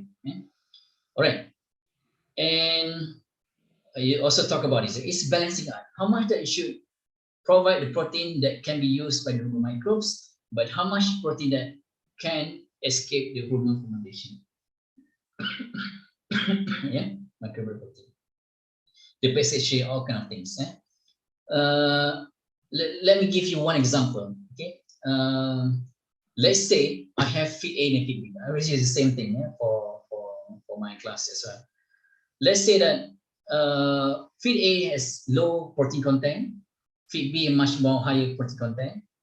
Okay, and okay, as I mentioned just now, the animal might consume more of this feed A because it's much more lower in protein. They want to meet their requirement. They eat more, right?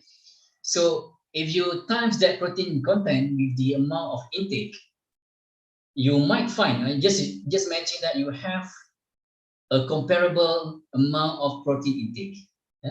The amount of protein intake is the same, but then the characteristic of that protein digestion along the GIT, gastrointestinal tract, will be totally different because of the effect of the intake that I mentioned just now. The higher the intake, the faster the persistence rate, the lower the digestion time, and also lower the density. And you might see that the performance in animals that consume the feed A will be much more lower than feed B, for example. Okay, do you have time? I think we do, maybe. All right, let's try to make it quick. Okay, feeding transition cow. I just take one example.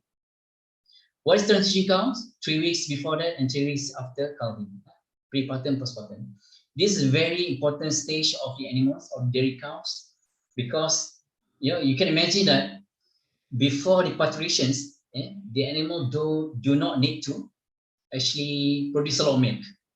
But after parturitions, after parturition, after calving, suddenly the requirement for milk productions, daily milk productions is higher. It just increased tremendously.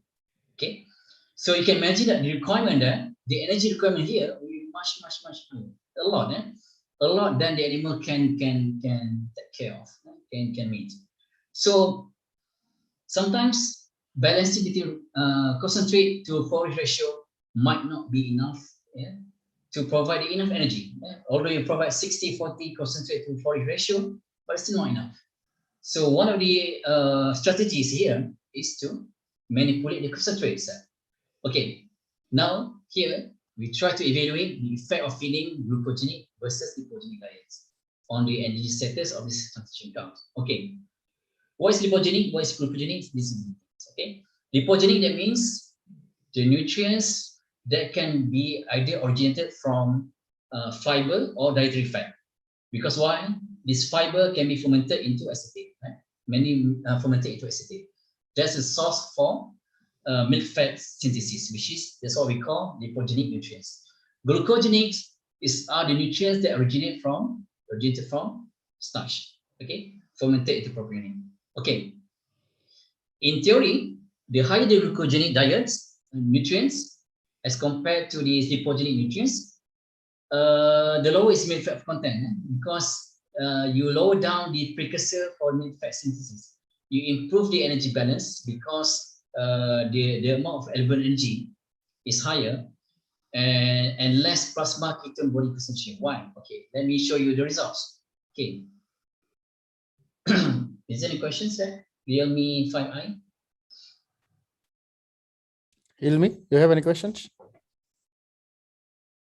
1, 2, 3. Yeah, okay. Okay. Okay, this is better. Time is money. All right.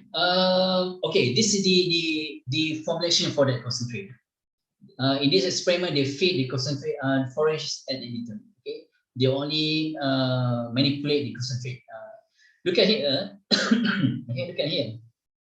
For lipogenic diets, a lot of soybean hulls, a lot of rapeseed meal, a lot of the citrus pulp, pumpkin expellers, as compared to glucogenic diets. Here, they provide a lot of corn, milo corn. So this is really glucogenic. A lot of nutrients that are rich in starch. Here, there's a lot of nutrients that are rich in fat. They even provide with palm oil here, and also fiber, because fiber is lipogenic nutrients. Although fiber is part of carbohydrates, but in this case here, this classification here, fiber is lipogenic nutrients because it gives rise to the precursor of the milk fat synthesis, right? When you talk about this calculated chemical composition here, you see that, by the way, this conducted in Netherlands. That's why they use this BEM system, the system that they have there. Okay, BEM system. Okay, look at here the NDF here. Lipogenic is much higher than glucogenic diets. The starch is much higher than lipogenic. Okay, who think that the energy status of the cows that are fed with glucogenic will be better than this? And who thinks that lipogenic diets will be much better? You can just show, okay, who think glucogenic diet will result in better results, better energy status of the animal? Just give some reactions. What kind of reactions?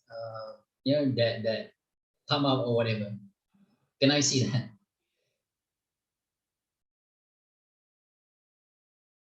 Tadi, no response. No response. No response. This is like 175 for you. Malu-malu. All right. Okay. It seems that I have to answer that myself. It's normal. It's happened a lot of times. Even during my lectures. I really miss face-to-face lecture. Right?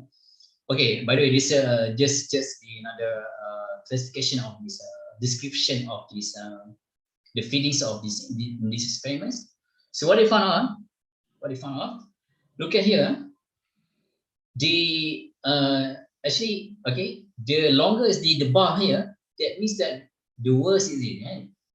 The animal is under negative energy balance. Okay, if you compare this glucogenic to lipogenic diets, you see that the differences here is much lower as compared to the lipogenic diets.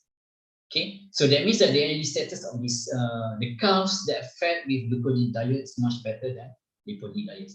And even if you look at this NEFA status, non-esterified fatty acids, why these things here, these compounds here, these metabolites here, is indicators of energy status.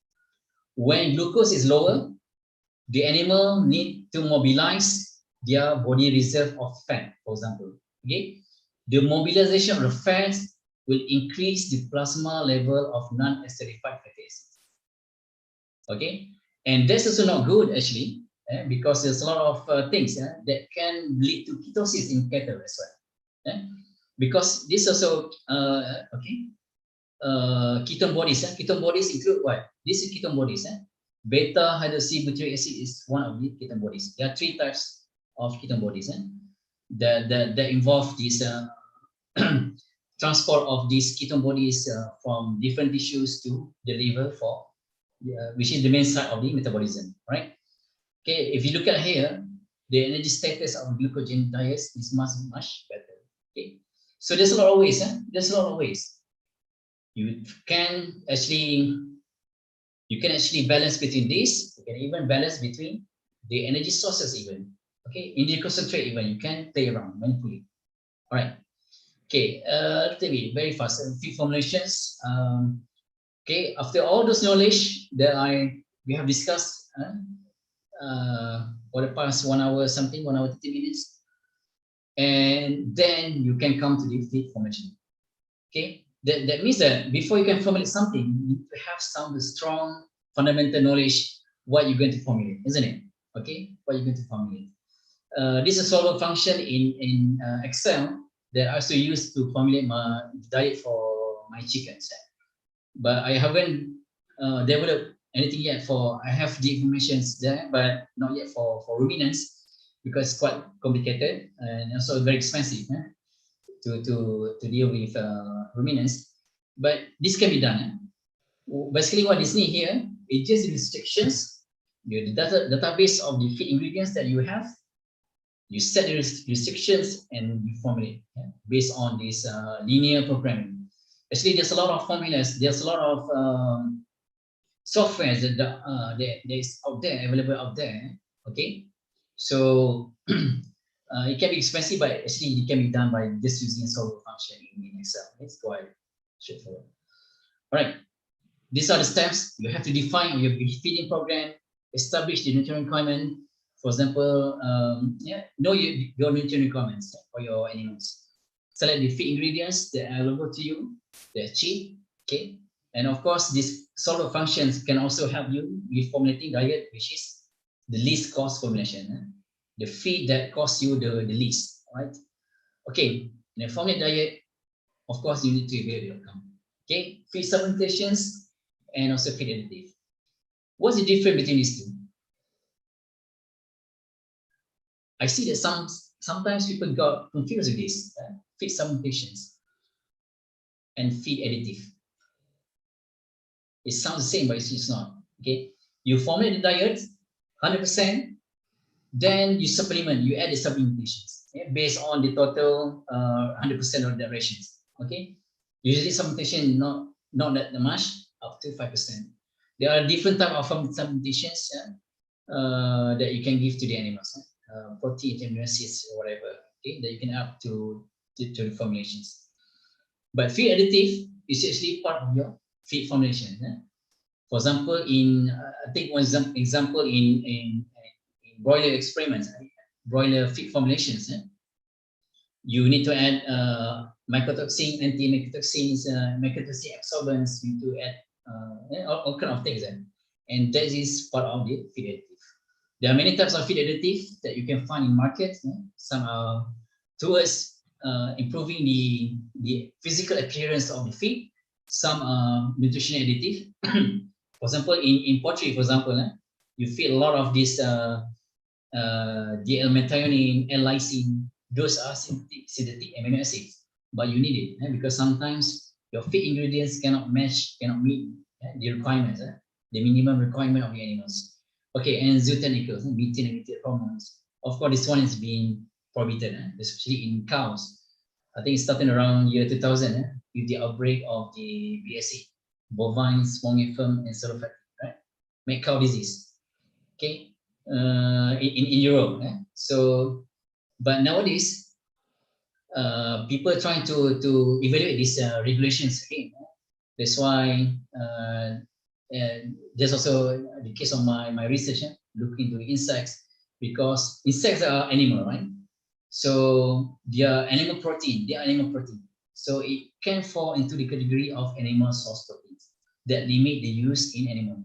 But for the past few years, they have uplifted these regulations that allow the use of this animal source protein in. But hormones for dairy cows is still being used, especially in the US, in America. They use bovine somatotropin hormone to improve the milk productions. Right. Some recap. So understand your raw materials. In precision nutrition, you should be able to optimize the resource you have. Don't pay too much attention on finding the best ingredient you can find, because that's not sustainable. To be able to for sustainability, you should be able to optimize the resource that you have.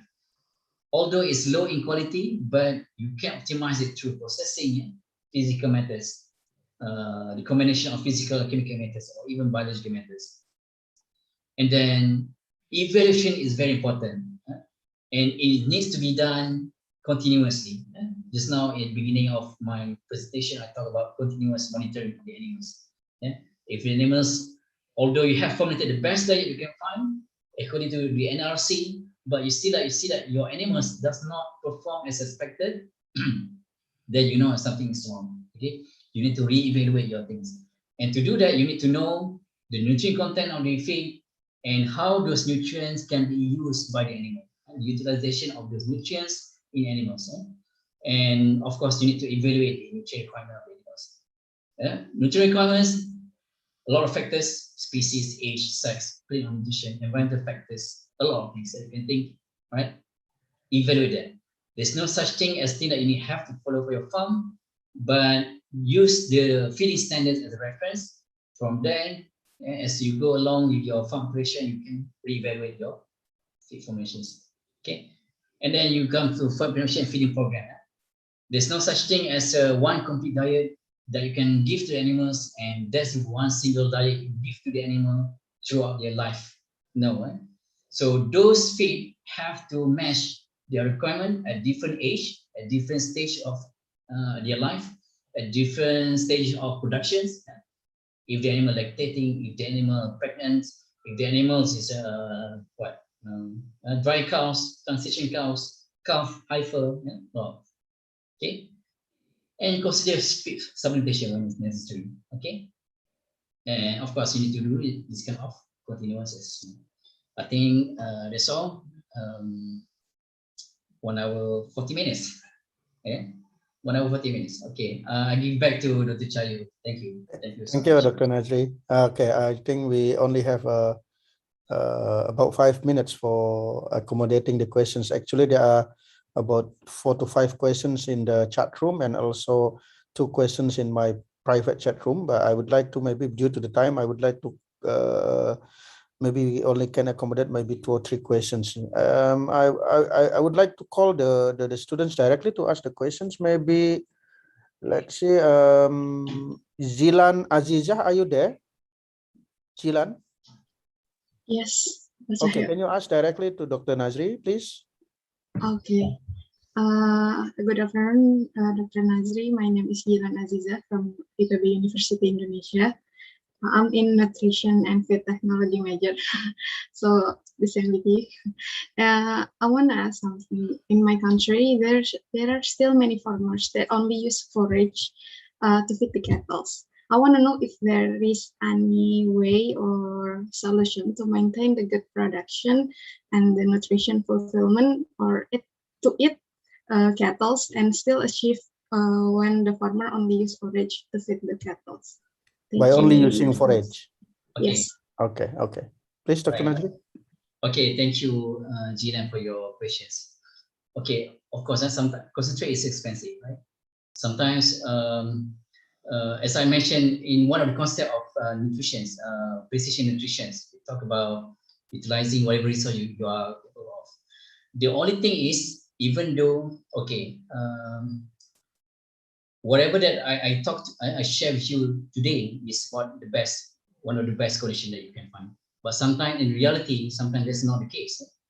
For farmers, especially in those rural areas, they don't have this luxury to actually have that kind of ingredients with them.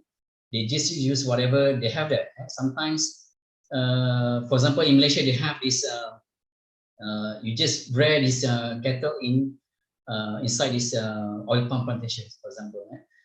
But okay, the thing is, the only difference is, although it only depends on roughages, okay, you can optimize it. Okay, maybe you can use fungi that we use, some biological method, inexpensive and feasible methods, easily feasible methods to improve the digestibility or degradability of those forages. Okay, but of course, your animal need more time to grow because they don't meet their energy requirement. But for me, it's fine as long as you know what you're doing. Okay, you know that you need more time in order to achieve the market weight for the cattle, right? For these dairy cows.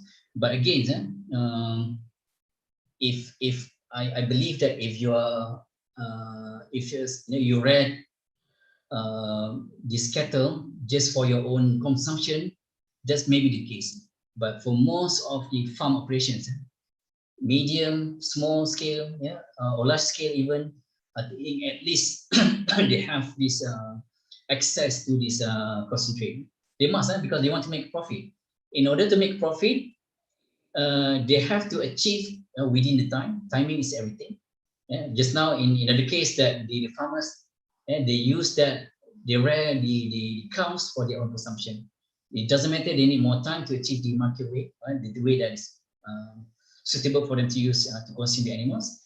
But for farm operation, I believe that regardless how small the scale is, they should be able to have some access to these different feed ingredients, because they want to optimize that. Jilan. Thank you, Dr. Nazri. I think you have to understand the way. That's the good things when we have a lecturer with a background on biomedical science. It's very detailed. That's the advantages. Okay, I'll move to the next students. Zilan, are you okay with that? With the answer? You have any more? Yes. Thank you so much, Dr. Nazri, for the answer. All right. You're welcome. Okay, so Zuriatina from University Tida University. Are you there?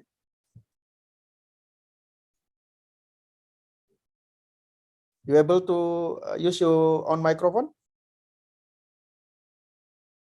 No. All right. Okay. Let me read her or his questions. In Malaysia, what kind of local sources, a good local sources that are very potential to be used as a feed ingredient? And also, he or she had read your article about the use of wheat straw for the feed. Would you mind to elaborate about the potential of the wheat straw for the as a feed for the cattle? Okay, thank you for the questions. Okay, in Malaysia we have a lot of OPF, or palm fronds, that fed to these animals. We also have a lot of we use a lot of this elephant grass, Penicillium penetrium, okay, napier grass, okay.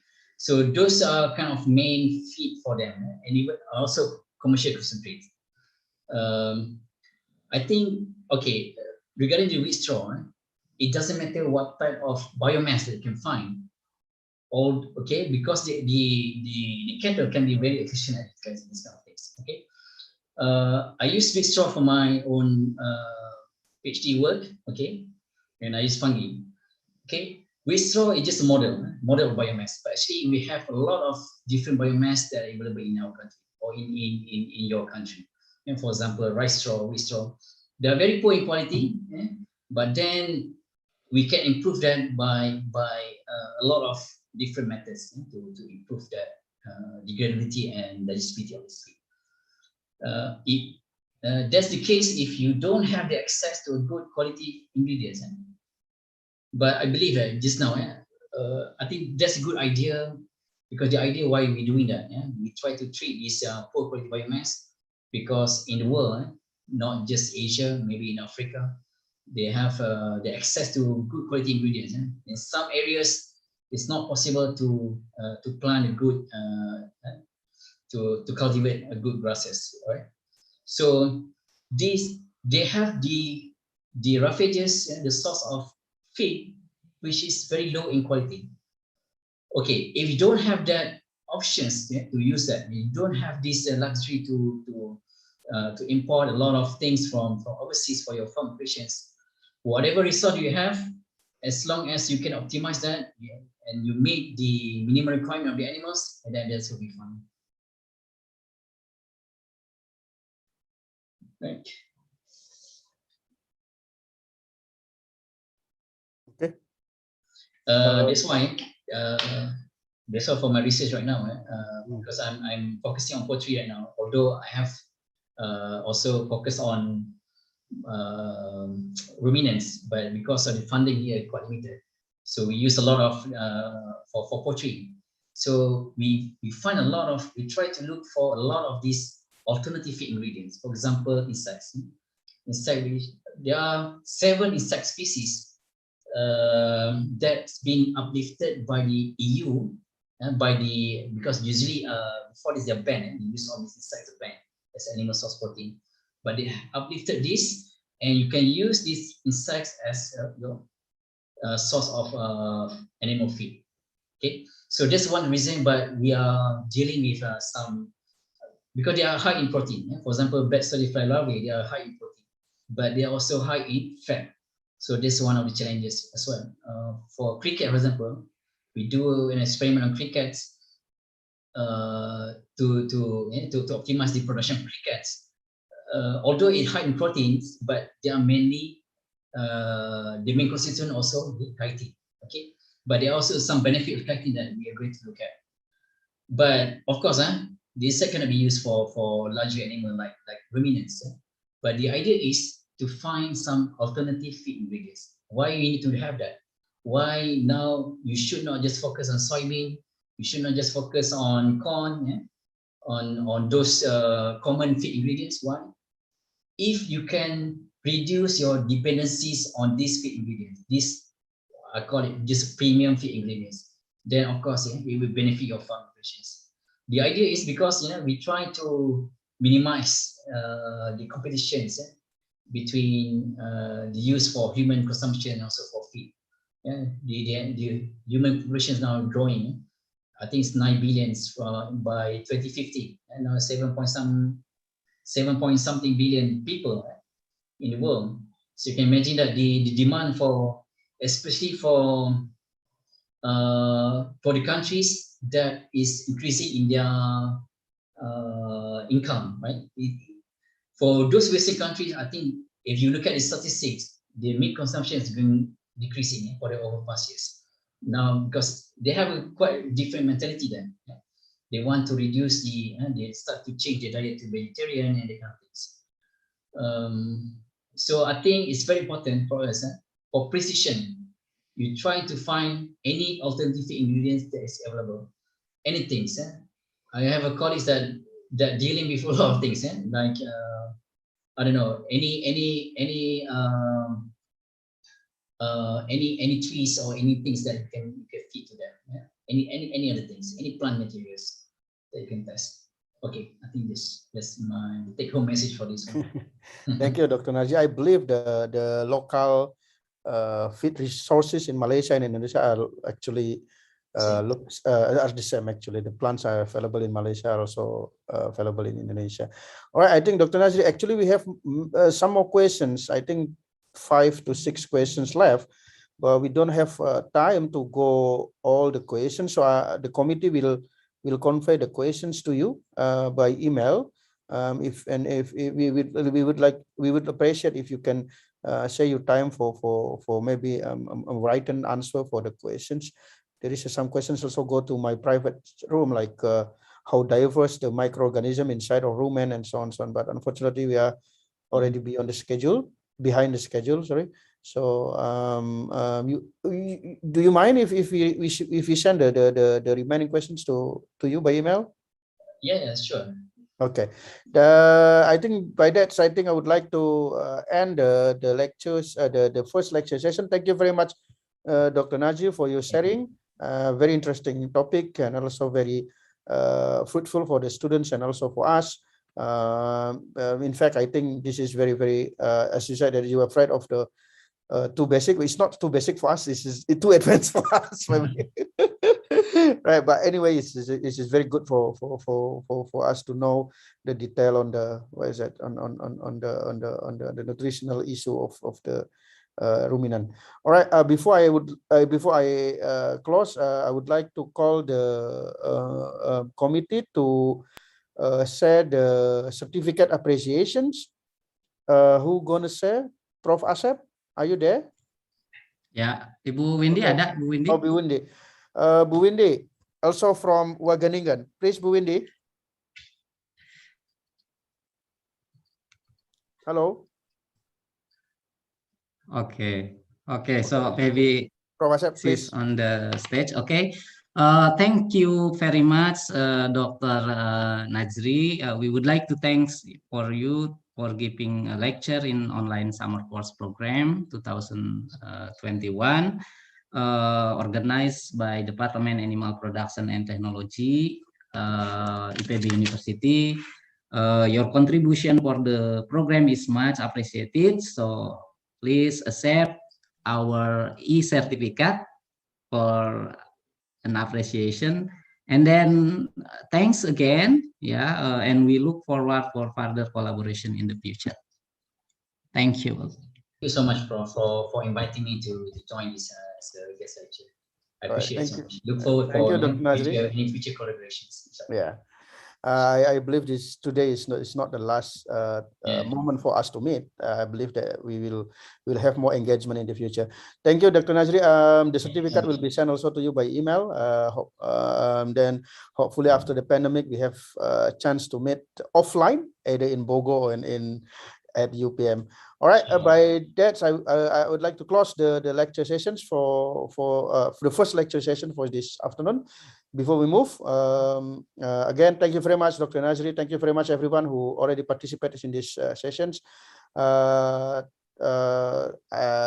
all for the lecture sessions. Assalamualaikum warahmatullahi wabarakatuh. Back to the committee for the next agenda. Thank you. All right. Thank you, Sir Nazri. Thank you, Dr. Jazakumullah. Okay.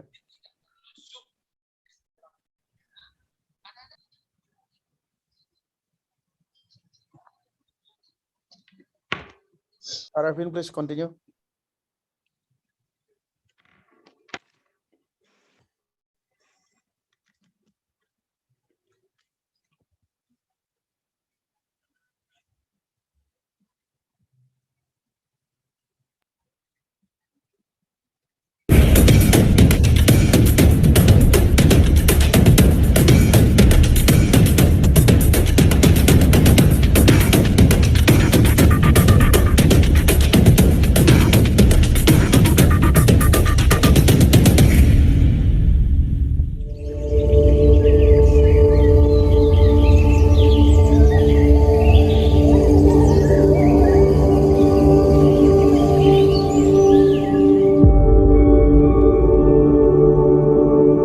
This is the story about happiness and deep of the journey.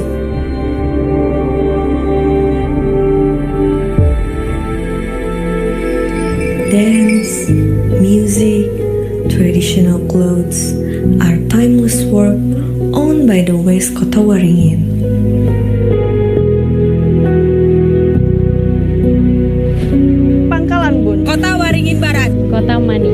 ramah, damai, aman, sejuk, hijau, etnik, keragaman, liar, amenitas, konektivitas, aksesibilitas, festival, atraksi, indah, jaya.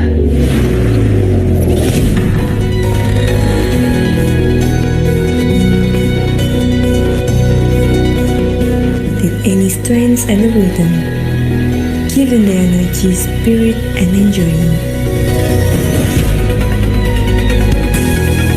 This truth learn you to more further what is exactly in your destiny.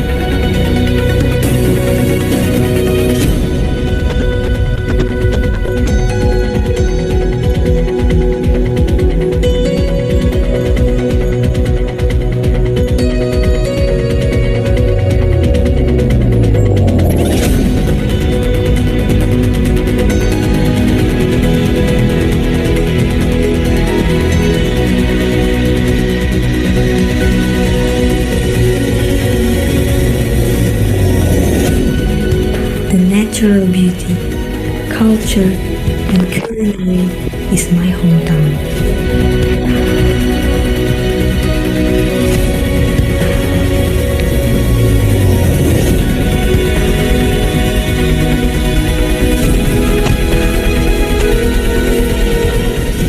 Local wisdom in this city is really allowing us to explore further how exciting cultural heritage in this place.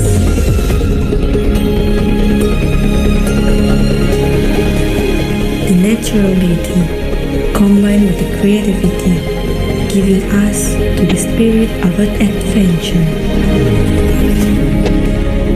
While beauty and natural is the wisdom of the nature and forest.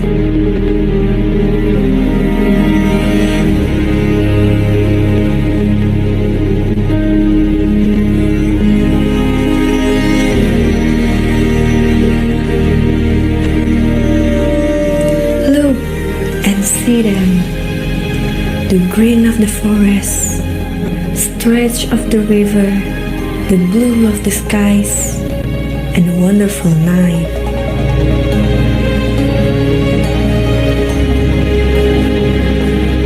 Where your dreams are made of.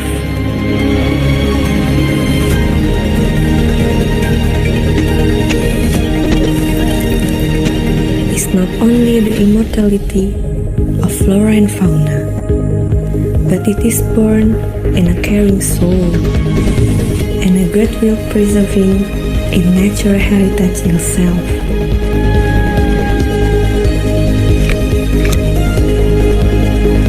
The horizon giving us spirit in the morning.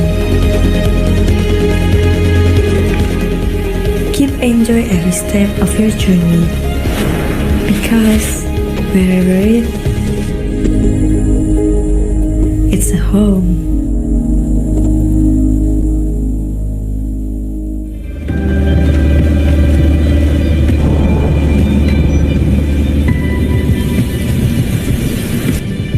This period has given us plenty of moments to pause, to reflect on the moments we used to call normal time, and to take the right actions in the era of new normal. Nature and culture has many stories to offer. In the era of new normal, many things have changed, including exploring East Kalimantan.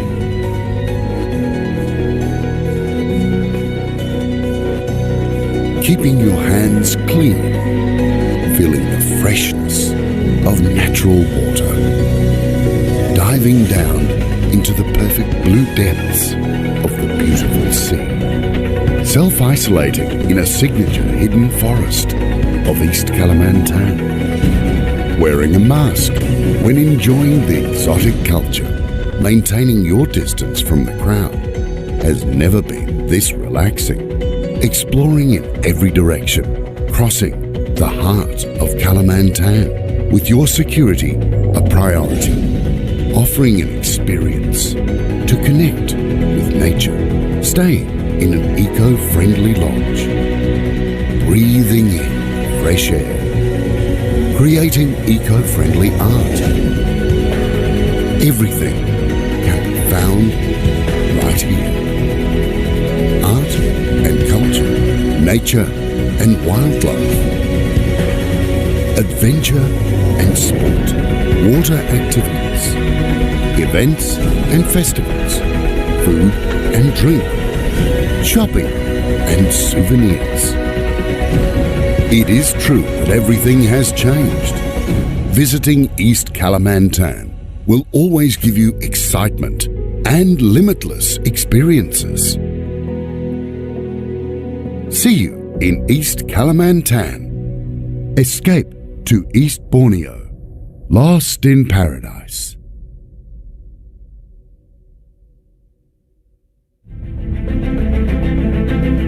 This is South Kalimantan, a place where we feel comfortable, friendly, and full of brotherhood.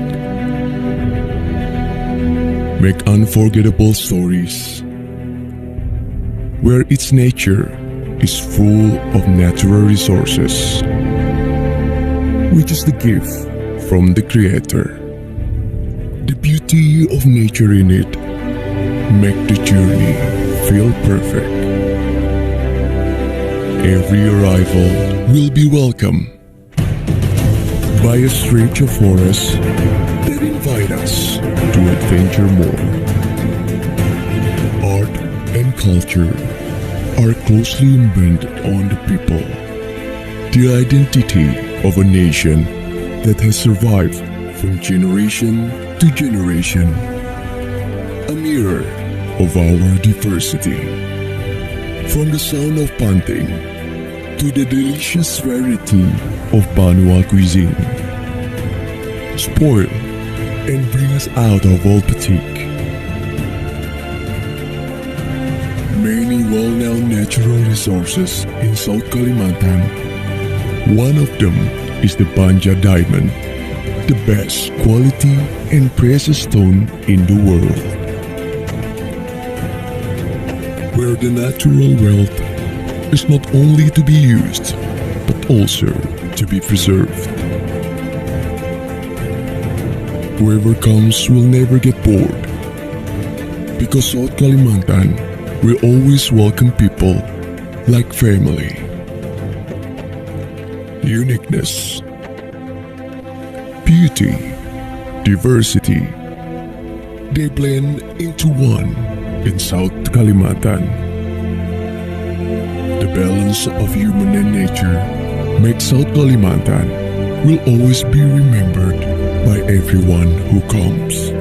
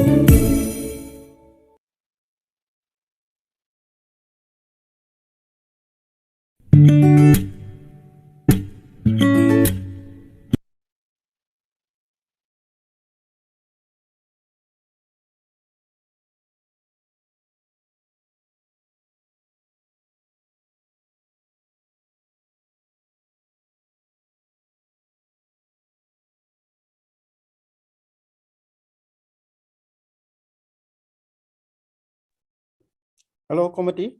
Shall we proceed to the next lecture sessions? It's 3 p.m. now.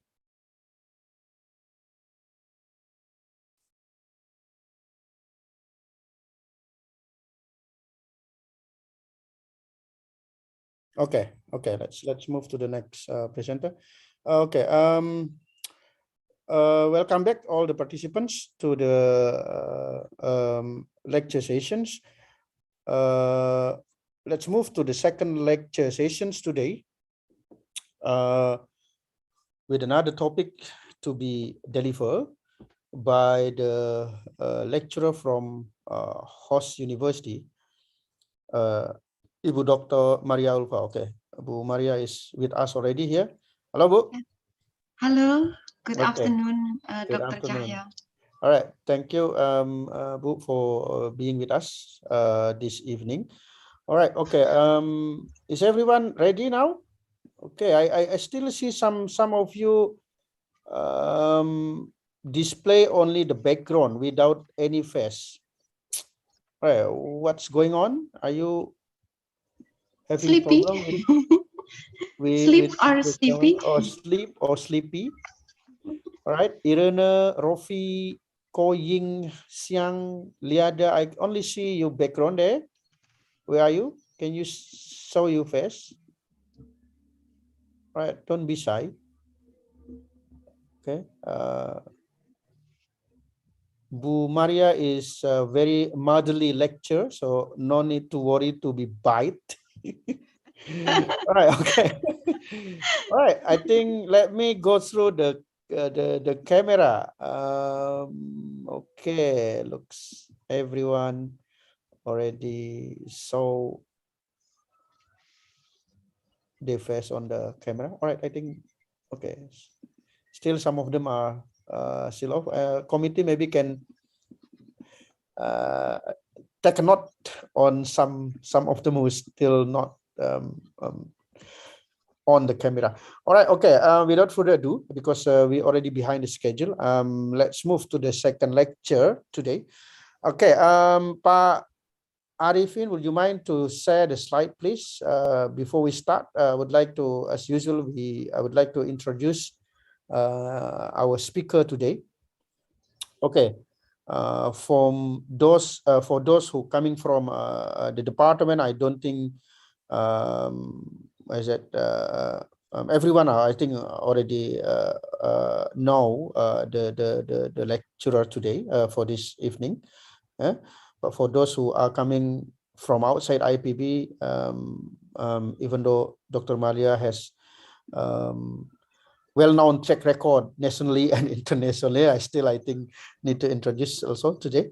All right, Dr. Maria Ulfa is coming from Department of Animal Productions and Technology, IPB University Indonesia. You can get her email here if you have any any things you would like to discuss further with Dr. Maria. I think some of you even chat me to get the Dr. Nazri email. Perhaps committee, can you post Dr. Nazri email in the chat room? Because some of the participants are requested for his email address for communication, for further communication. Okay, same thing with Dr. Maria. I think please make a note for this, in case you would like to have further engagement with her.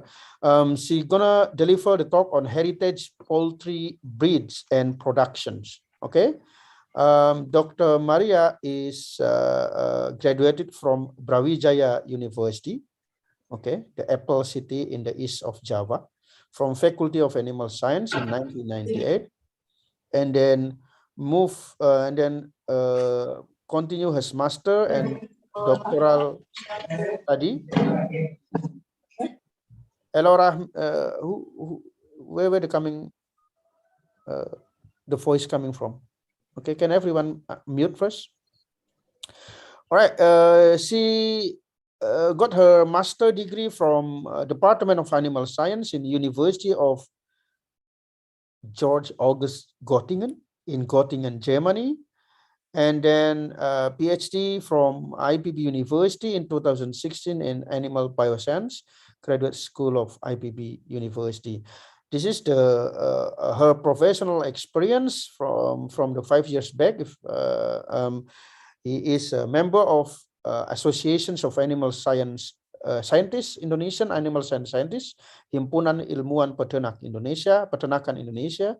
Also, as from 2016 until now, as advisory board of associations of Indonesian fancy chickens farmer. Wow, very interesting. Okay, and Ayam Hias, yeah. It's very interesting. And then from 2018 is advisory board for Ayam Plung, associations of Plung chicken farmer. Okay, and then 2019 also as a member of Solidaritas Alumni Sekolah Peternakan Rakyat, the alumni solidarity of the alumni of the how to say in English, Peternakan Rakyat.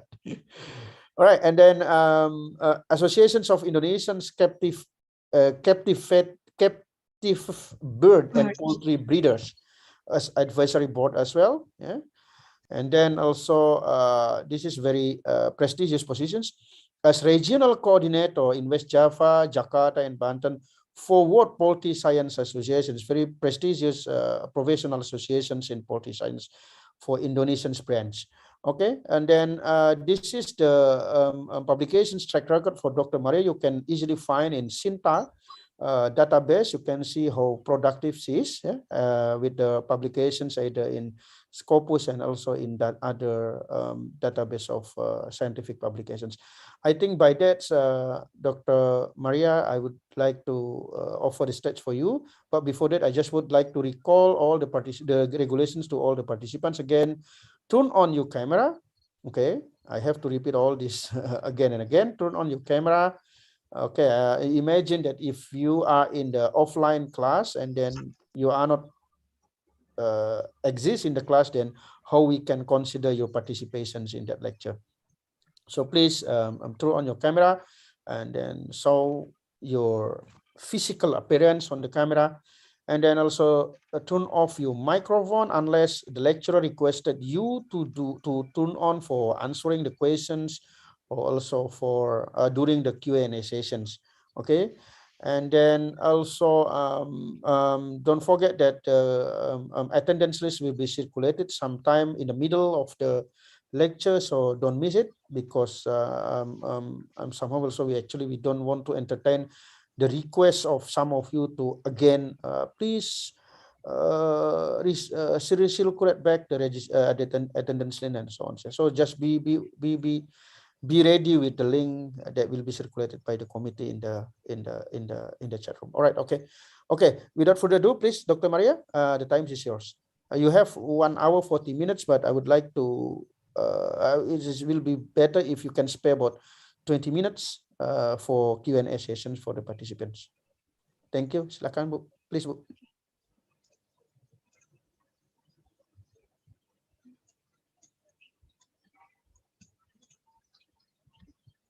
Okay, thank you very much, Dr. Cahyo. Good afternoon, everyone. I am very happy to be here to meet you during pandemic COVID-19, and I hope you are all guys in a good condition. And yeah, if you are sleepy, I think it is normal. However, Dr. Cahyo mentioned that you have to turn on your camera. So please don't afraid with me. I have a high mother ability, as Dr. Cahyo mentioned. Okay. Today, I have to talk about poultry heritage breeds. And please forgive me that the title of the topic little bit different with the Dr. Cahyo mentioned. In my presentation today, I would like to share my experiences and knowledge about the diversity, utilization, and conservation of poultry heritage breed. Could you see my slide, guys? Yeah, we can see, but not in the slideshow mode, Bu. Okay, I will. Moment, please.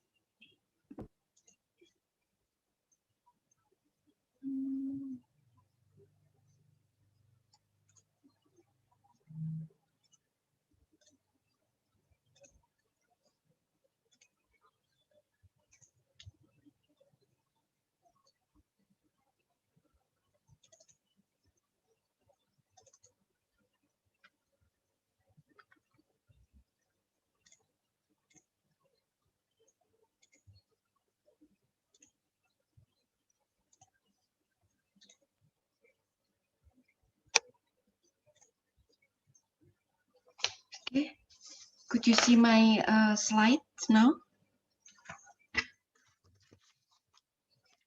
Yes Yes, or no? but Yes. it's not Okay. in slideshow. You haven't. Okay, this one is just nice.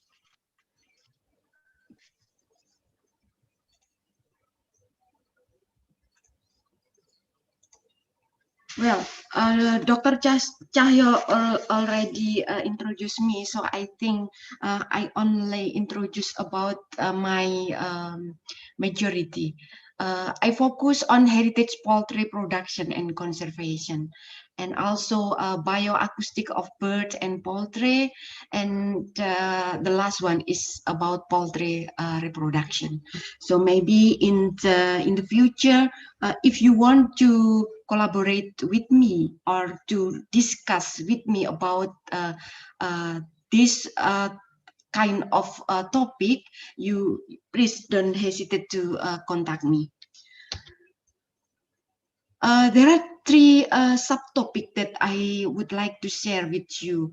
First, about what heritage breeds are and why they matter. And the second one is about diversity, utilization, and threat of heritage chicken breeds. And the last one, how we can save the heritage poultry breeds. So before coming to the first topic, I would like to give a short introduction about the breed definition. I think all of you already know well about what is a breed. However, this afternoon I would like to remember you all about this definition. Based on FAO 2015, the breed is defined as a subspecific group of domestic livestock that enable it to be separated by the visual appraisal from other similarly defined group within the same species. So we can distinguish very easy to distinguish between different of one breed to another breed or other breeds. And FAO already give other definition concerning to the crossbreed and then exotic breed and then local breed, locally adaptive breed, and many other definition that I will share with you in the next slide. According to the adaptedness of the animal, there are two kinds of breeds. First is locally adapted breeds, and the second one is exotic breed. For the locally adapted breed, it is setting up by the farmer for a long history of establishment, more than period of 40 years, could be 100 or more than 100 years.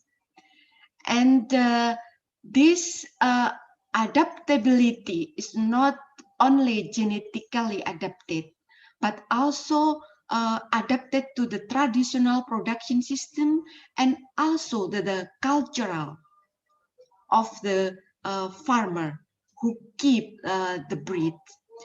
And the locally adapted breed is also called as the native breed. And how about the hybrid one? If you cross between exotic and locally adapted breed, could we say that this hybrid is the locally adapted breed? What do you think? It is I think in discussion time we can discuss more about it. And the exotic breed is not locally adapted, comprise both recently introduced breed and continually imported breed. So still not adapted to the local environment, and also traditional production system, and also the cultural of the local people. And based on the geographical distribution, FAO already classified a breed as the local. And then the second one is transboundary breeds. We call local breed if that breeds occur only in one country. So if the breeds occur more than in one country, we cannot call this as local breed. We can call it as transboundary breed, either regional transboundary breed or international transboundary breed. It depend on where the breed can be found. For the regional transboundary breed, means that the breeds occur only in one of the 7 state of the world's animal genetic resources. I will show in the next slide.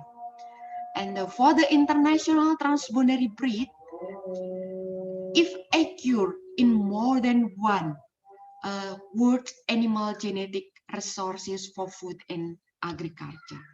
This is 7 region that mentioned by FAO to distinguish about the region, namely Africa and then Asia. Of course, Indonesia located in Asia, especially in specifically in Southeast Asia. And then the third is Europe and the Caucasus, Latin America and Caribbean, Near and Middle East, North America and Southwest Pacific. So if the breed can be found more than in one region, so we cannot call this breed as the local. We have to call the breed as the transboundary breed, either regional or international transboundary breed. So here only give a more clear definition about of local breed, regional transboundary, and international transboundary breeds. Avian breed compared to the mammalian. So here I show you some picture of Indonesian chicken breeds. You can see a frizzle type of the feather. Why they have frizzle type of the feather? Because they adapted to the very hot climate in Indonesia. Therefore, they can very easy to how to say, for heat loss. I think I mean that for heat loss, because of they have the frizzle gene that make the feather frizzle like this.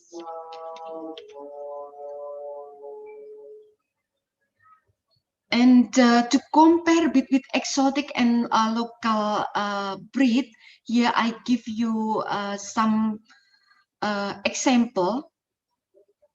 This picture contains exotic breed, introduced breed, commercial one, industrialist breed come from abroad.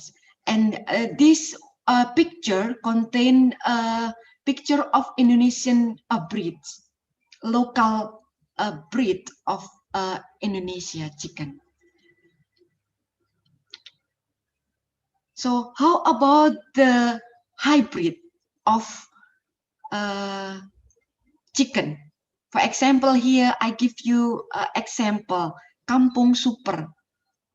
It's very famous in Indonesia, cross between commercial broiler or layer with kampung chicken or other Indonesian local chicken. Could we call this chicken as the local breed based on the FAO definition?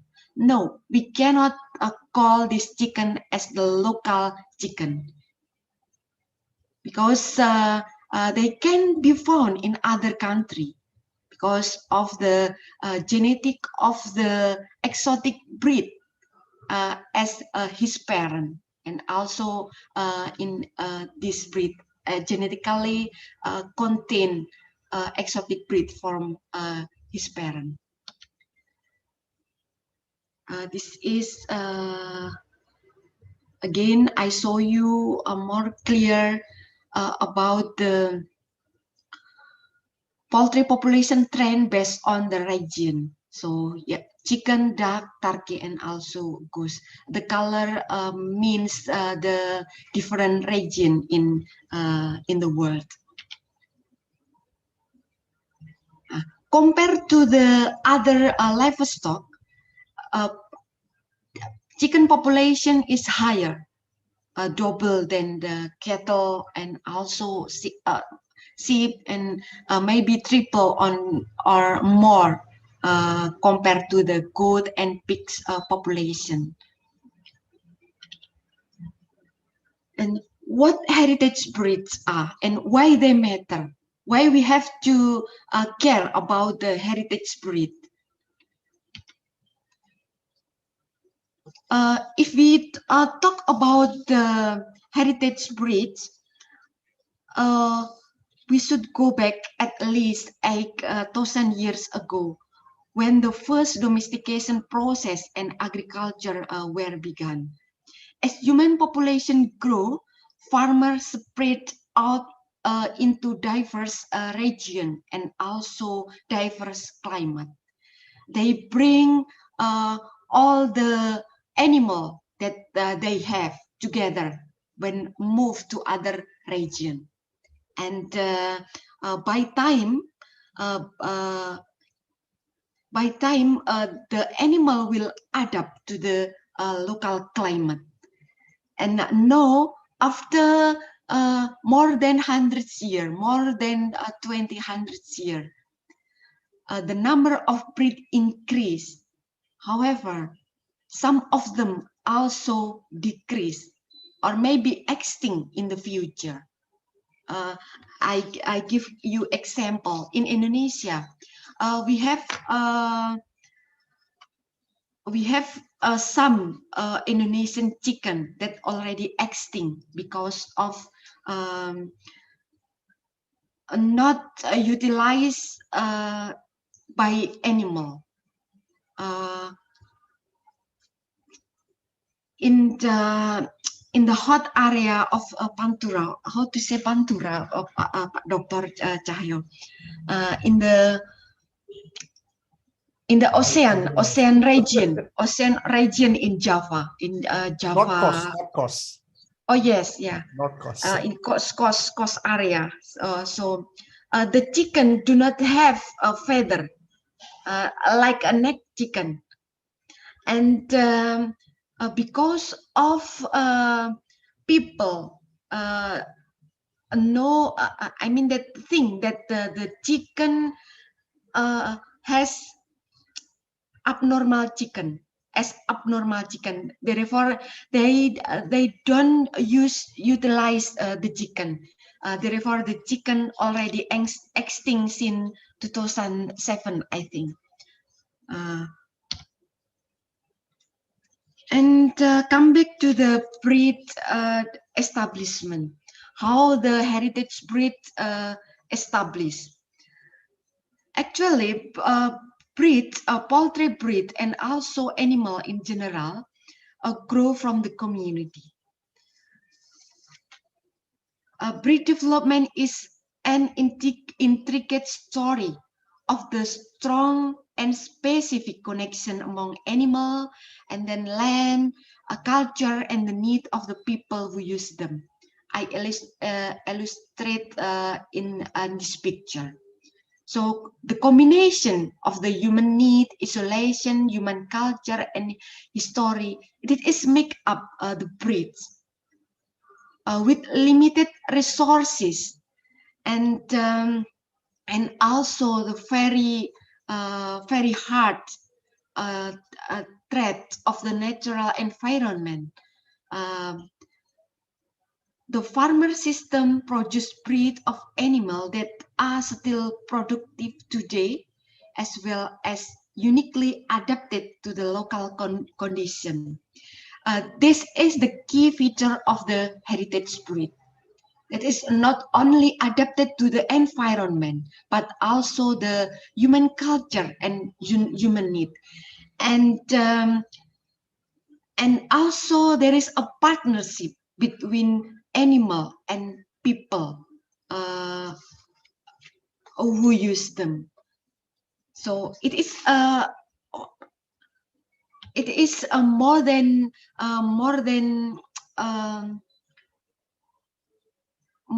chicken that can be utilized for food, but also being connected with the people.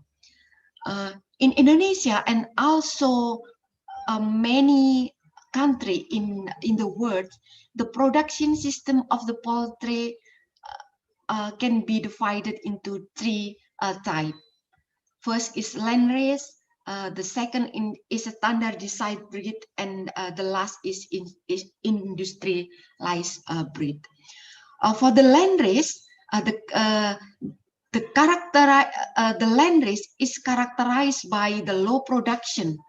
However, high genetic diversity, high fertility, and high adaptation to the environment. However, it is a very wide temperament of the poultry or chicken or livestock in general.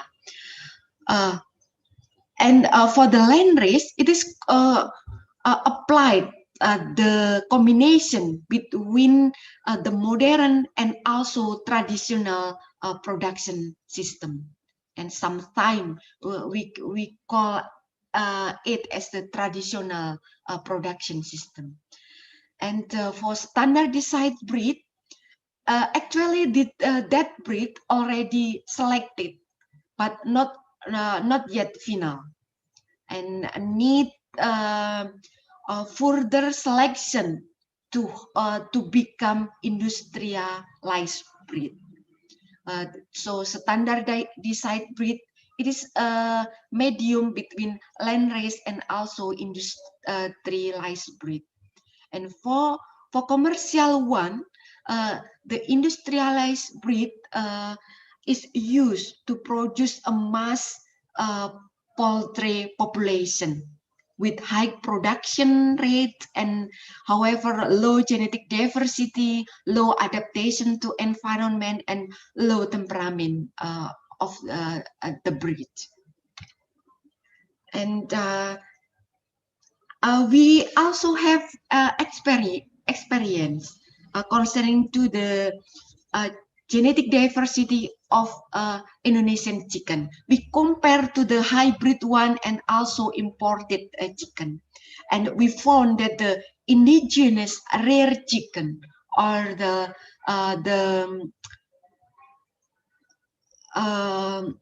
endangered breed has higher genetic diversity compared to other chicken group. So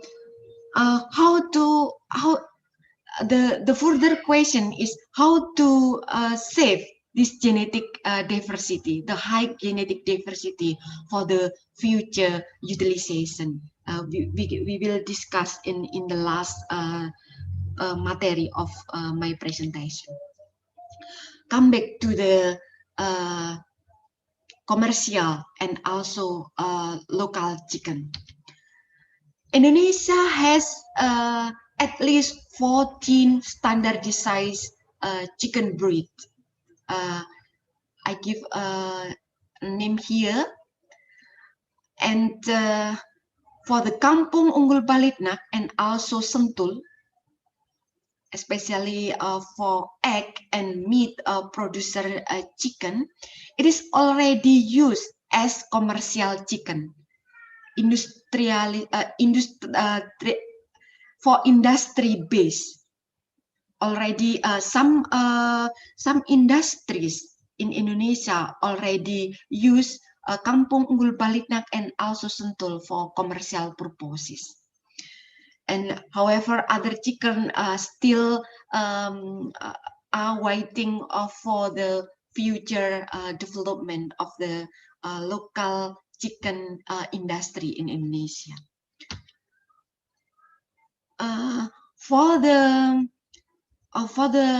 economic purposes and also for the fulfill the demand of the consumer, the industrialized breed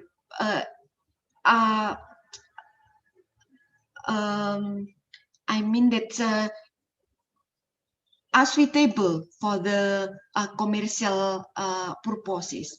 However, if we compare to the local chicken, landrace breed or local or heritage breed, we have to think about the future utilization. Because for the future utilization, if the climate will change and the chicken or poultry which has the low genetic diversity, a low adaptation to the local climate, therefore it will be impact on their existability in the future. And also the ethnic group or the tribes or local people, many of them are depend on the heritage breeds. Therefore, its heritage poultry breed will disappear. Therefore, the culture and also will be follow disappear again. Therefore, we have to consider about that. Should we save the heritage poultry breed, or we can just cross with exotic breed for the commercial purposes without any effort to conserve this heritage breed. Based on Sponenberg et al. 2014, who introduced the definition of heritage poultry breed, we call heritage poultry breed with some criteria. First, has high genetic diversity. The second one, have to adapt it to a specific local environment. The third, unique type of farming and purposes. And the fourth, careful selection by farmer over hundreds of animal generation. And the selection, this is not only selection without feeling, without care, without love. Local culture owned by the farmer use traditional wisdom to select the chicken breeds or the animal breeds. Therefore, by conserve the heritage poultry breed, we can save local culture, tribe, and also ethnic group. So, if some breed or certain breed do not have this criteria, therefore we cannot call them as the heritage breed. the problem now is changing demands of the human, and also decrease a number of the heritage breed, low productivity, and then a threat of crossbreeding. This is main causes or main factor affected to the extinction of the heritage breed. And during pandemic COVID, I think some of heritage breed in Indonesia and also in other countries are affected by this pandemic COVID. Not only a human, but also all of animal production system already impacted by this pandemic. Based on the FAO 2015, most of the poultry in the world is under critical and endangered risk. Therefore, we need to conserve them. You can see the color, the red color. It means that some breed already in critical, based on the risk status of the breed. So you can see here that chicken, duck, geese, and then pigeon, quail, turkey, most of them under critical and endangered risk status. So we can imagine in next 10 years, on next 20 years, or next 5 years, whether they still exist or extinct. It is depend on human, depend on us, how our effort to conserve them. The second topic of my presentation is utilization of the poultry heritage breed.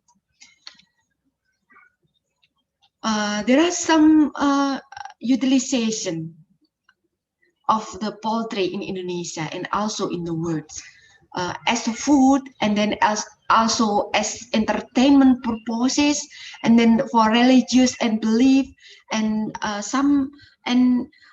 also used by product from poultry as a manure or as also fertilizer. Here I show you one of the utilization of the poultry breed in Indonesia is also for symbol of certain tribes, heritage culture, and also wealth. Especially in Java, in Central Java or in East Java. I remember when my parent and also my grandparent talk about my neighbor who has the Bekisar chicken. My grandmother said that my neighbor is very rich people because has many Bekisar chicken. For example, something like that. Because Bekisar chicken in the historically only belong to the kingdom or the relative of the king or the queen in Java island.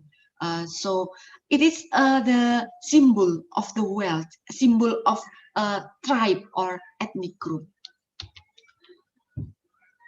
I will skip this slide. It is I only show you the consumption of the poultry product and also other livestock, and here also population of our native chicken compared to the commercial ones, and here also the population of the quail and also pigeon in Indonesia, especially for the food, but also for the other utilization for entertainment and also for religious and belief, it is difficult to calculate and need a certain studies in the future.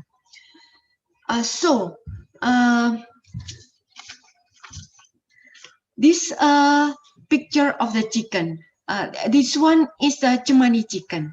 The price could be 2,000 until 30,000 US dollar, and this one is the a black chicken.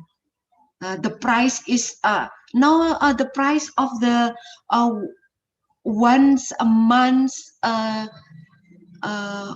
1 month chicken it's about 5 million rupiah. 5 million Indonesian rupiah. So you can imagine it is a very, very expensive compared to the for the food purposes. And in West Java, maybe some of you come from West Java. In West Sumatra, in West Sumatra, there is a free fly duck contest. This is one of utilization of the duck, local duck in West Sumatra that is created in 1928, and the purpose is for entertainment after working time, and also racing duck in Central Java province. So this is the short racing distance, and however, the people do not concern about the animal welfare.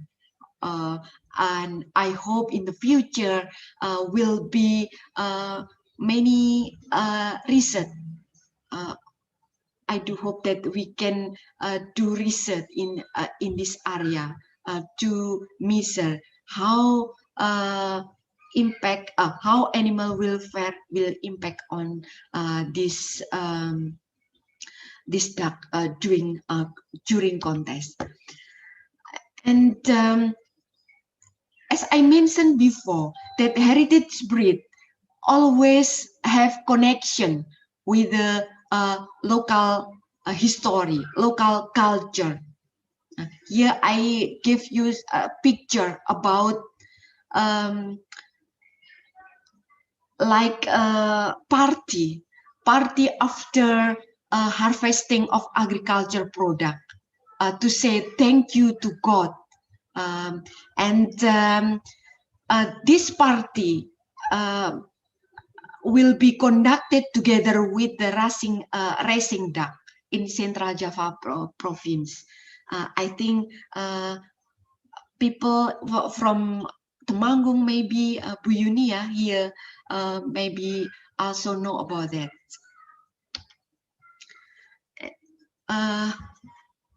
For the next slide, I would like to give example about one of Indonesian growing chicken, especially from West Java.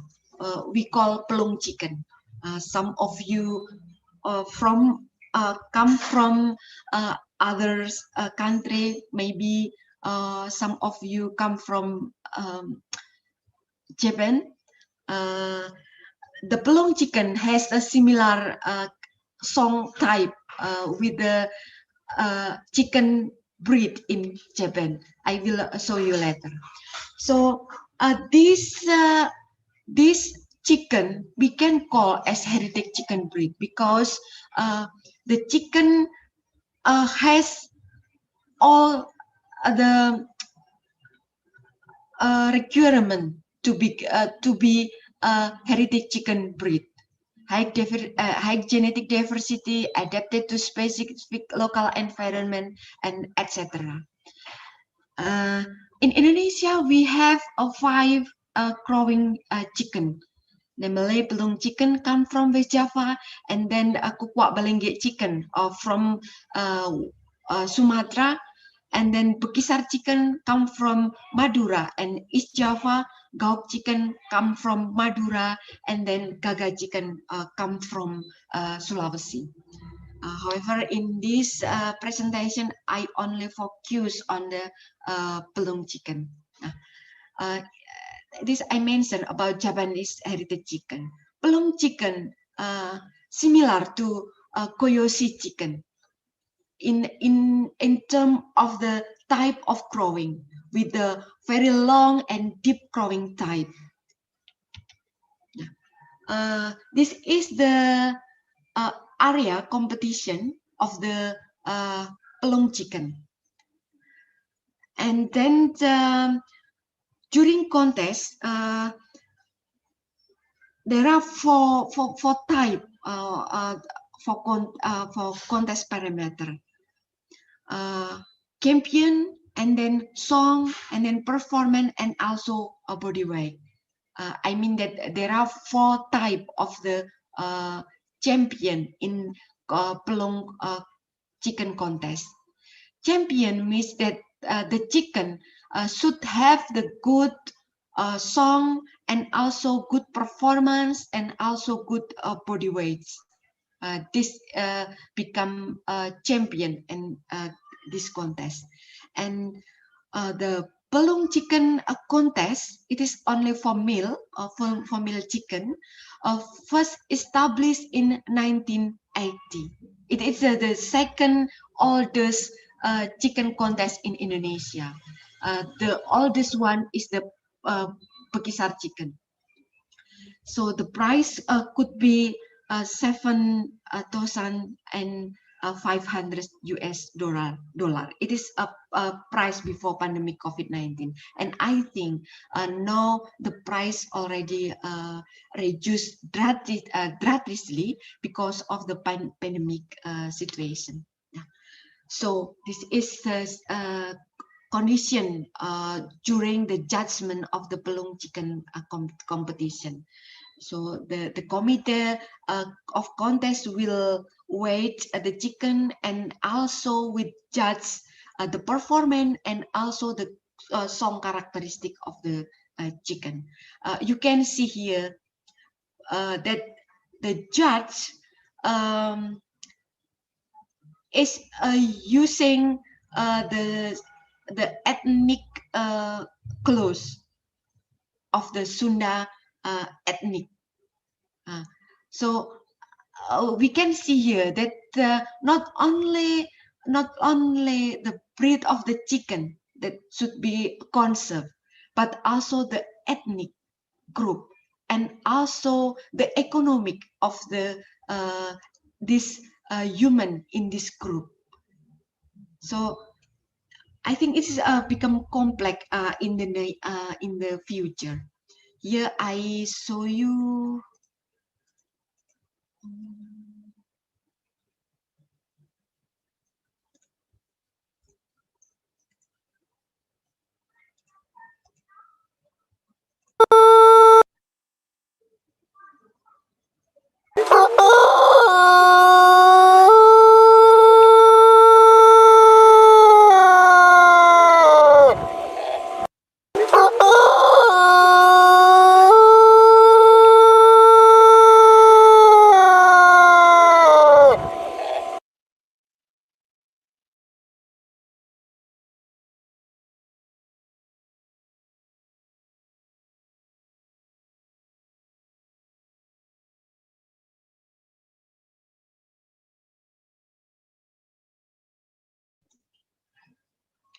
The good song, the good quality of song of the Pelung chicken.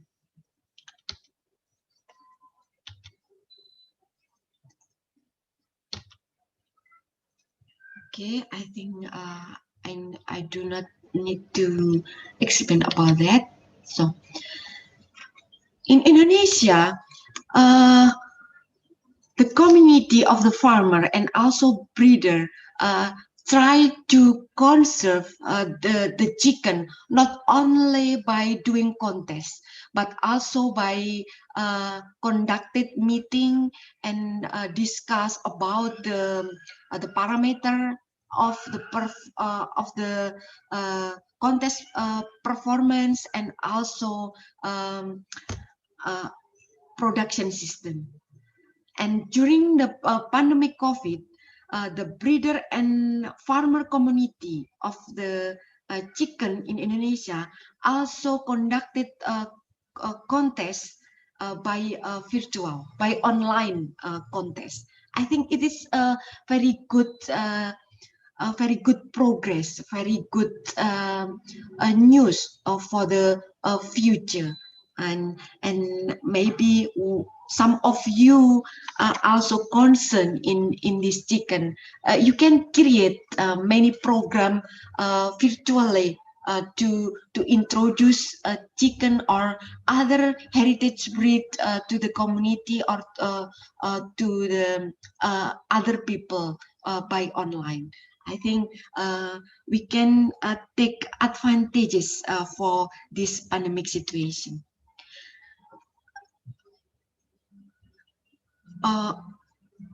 All the participants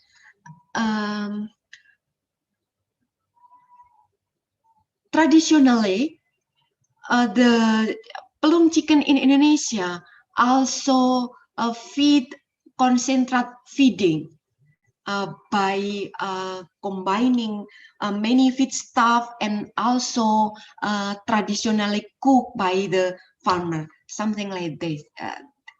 So some vegetable also add to the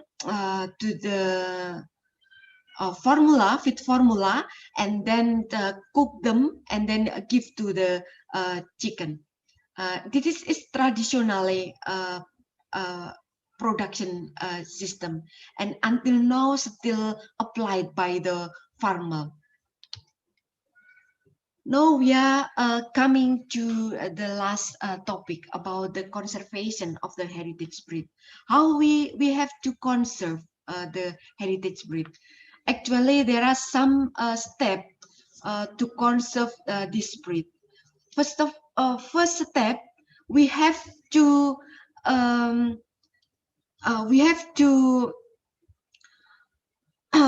increase their population.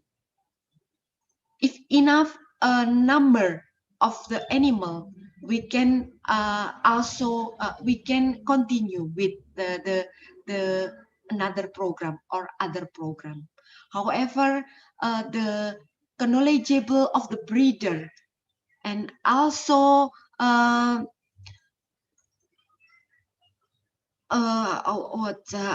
technology applied by the farmer or breeder should also consider to conserve the heritage breeds.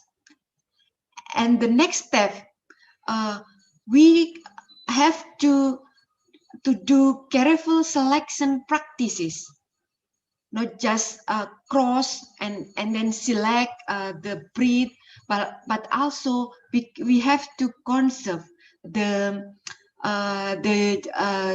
unique genetic owned by the this breed. And the another step is to promote the product and also services. We have to introduce the breed. We have to introduce the product of the breed. For example, Cemani chicken. Cemani chicken produce the black bone chicken, the black meat. They also has the black bone chicken, and we have to introduce to the people what the advantages of the black meat, because the black meat has the high iron content, so it is useful for the health of the human, especially people who has the problem with the iron content or electricity, electrolyte in their blood. So we have to promote it. the people. We have to introduce the characteristic of the breed to the human. And I think in Indonesia, the good development of introducing local breed by government and also university and also some community.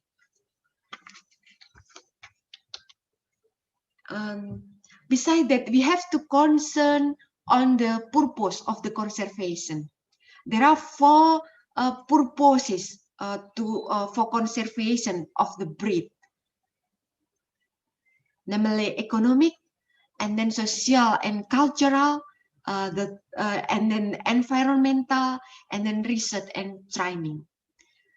We should define firstly about the purpose of our conservation program, either economic, social and culture, environmental, adaptation of the breed to the environment, or only for research and training. We have to justify before doing another other step in conserve the breed. And we have to think about the contribution of the heritage breed for future animal production. I mentioned before that in the near future, we cannot predict how will be the climate change, how will be the humidity, how will be the temperature, how will be. We cannot imagine that now we have pandemic situation of COVID-19. Therefore, we have to anticipate it now, because the heritage breed has the good adaptation to the local environment, and then the good health compared to the commercial one. So adapted to the local production system with the very harsh condition of the feed, for example, and also have the longevity of life. This is the contribution of heritage breed. Therefore, we have to save them for the future, for our generation. This is I give you example of my dear participant, importance of genetic diversity. Here I illustrated that this group has high genetic diversity, and this group has low genetic diversity. If suddenly climate will be changed, global warming will be continue in the next years, in next 10 years, in next 20 years. For the group which has low genetic diversity, they will not adapt with the local environment. They will extinct because cannot adapt anymore with the local environment, with the global warming. However, if the breed has high genetic diversity, they will be survive. They will be adapted to the global warming, maybe in the future. It is illustration how important to save the high genetic diversity of our livestock. Again, I give example here. Dominic chicken already extinct. However, because of the demand of the bar color feather, something like this, during selection for the commercial purposes, industry in Europe and also in America will do culling. The chicken which have the bar coloring feather like this. Actually, this color feather, it is has advantage in camouflage to the predator, good camouflage. So if the chicken kept by the local people, predator will be difficult to find this kind of the chicken. And also you can see Roscom chicken already because of the selection for the purposes of industry or commercial purposes. So the Roscom, it is resistant to frostbite. It is very useful for the chicken to adapt with the insect, and also adapt well to hot and humid climate. However, this Dominic chicken is already extinct. If we can find, it is only the collection for the zoo or conservation program. Even though they have the very good advantages in terms of the adaptation to the disease and also climate. This is my last slide. I would like to ask you all of the participants in this class to think about this diagram that I made. If farmer replace breed due to demand of people, due to our demand, we don't want the black chicken, we don't want the bar chicken, we want the commercial one, we want the broiler chicken, layer chicken. Of course, the number of unwanted breed will be fall drastically, and the farmer and consumer are less familiar with the breed and will continue with the decrease of the number of the breed, and then the extinction of the breed will follow quickly, I think. Let me think about that. If we do not save the heritage breed, maybe our generation will do not know, and our generation will do not utilize the advantages of the heritage breed. And I would like to ask you, all of the participants, please think about. And when the course will be finished and you will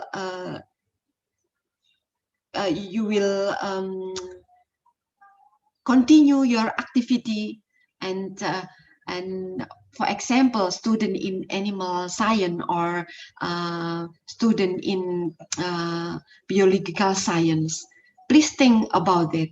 What you will do, what your efforts, if your heritage breed is already in danger. So thank you very much for listening my sharing, and we can discuss if he has time, Dr. Cahyo. Thank you very much. Okay, thank you, Dr. Maria. I think very interesting talk, and then also I think it's not only for non-Indonesian, but also for Indonesian students. I believe many of you are not familiar with the all local breeds that shown by the Dr. Maria just now. Very interesting, and I believe that many of you excited to ask questions here. All right, okay, I got some questions in my chat room and also my personal chat room. Let me read the first question first before I would like to call the students to ask directly. I go for first question from Bayu Aryawan, Ahmad Bayu Aryawan from Animal Science Master Program, or Halu Oleo University Kendari. Hello Kendari, I think it's almost mau maghrib mungkin di sana ya. All right, okay. So the question is, why do you think many of restaurants prefer to use broiler chicken rather than local chicken as a food, as the main menu? What is the kind of strategy for the producer to ensure to convince the customer that the local chicken is actually better, and also it can support the productions of local chicken? Okay, is there? I hope I can. That's I think the essence of the questions. Bu Maria, please. Okay, thank you, Mr. Bayu from Kendari. How is Kendari? I think I hope you are well. Alhamdulillah, it is the better, but now rain. Now is rain. Oh, raining. Yes. Good. I think it's good because in Bogor, I think we don't have a rain day for several days. Yeah. Yes. Dr. Jack. Okay, concerning to your question, first question about the utilization of broiler. Why consumers prefer the broiler meat compared to the local one? Because I think we should go back to the history of the broiler chicken. Yeah. Broiler chicken, now the population is very highest in Indonesia compared to the local chicken, and because of the rapid growth of the broiler chicken, so the farmer prefer to keep the broiler compared the local chicken because of the rapid growth of the broiler. So, and then also the short production cycle. Only need of 4 weeks we can harvest the broiler chicken compared to the local one. For the local chicken, we have to wait until 7 weeks to harvest, and the weight of the local chicken is only after harvest. I mean, it is only 900 gram until 1 kg compared to the broiler. So this fact driven the farmer to choose broiler compared to the local chicken, and also the development of the breeding of local chicken is very slow in Indonesia. And however, we should happy now because after 2005, the development of the local chicken industry is growing rapidly. And if you go to Bogor, there are many restaurants who serve the local meat of local chicken. I think it is not only because of the farmer prefer broiler because of the rapid production and short production cycle, but also the awareness to the public So if you want to improve the development of the local chicken in Kendari, you should also introduce the local chicken to the people, and also the advantages of the meat of the local chicken. For example, that the local Dr. Cahyo, expert in this area, that about the quality of the meat of the local chicken.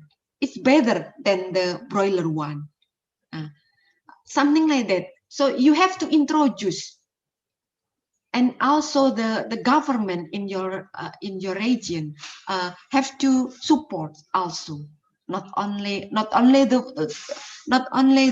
the student, not only to the farmer, not only to the breeder, but also all of the people have to collaborate together to introduce the local chicken. I think it is only time if we can collaborate together to support the development of local chicken.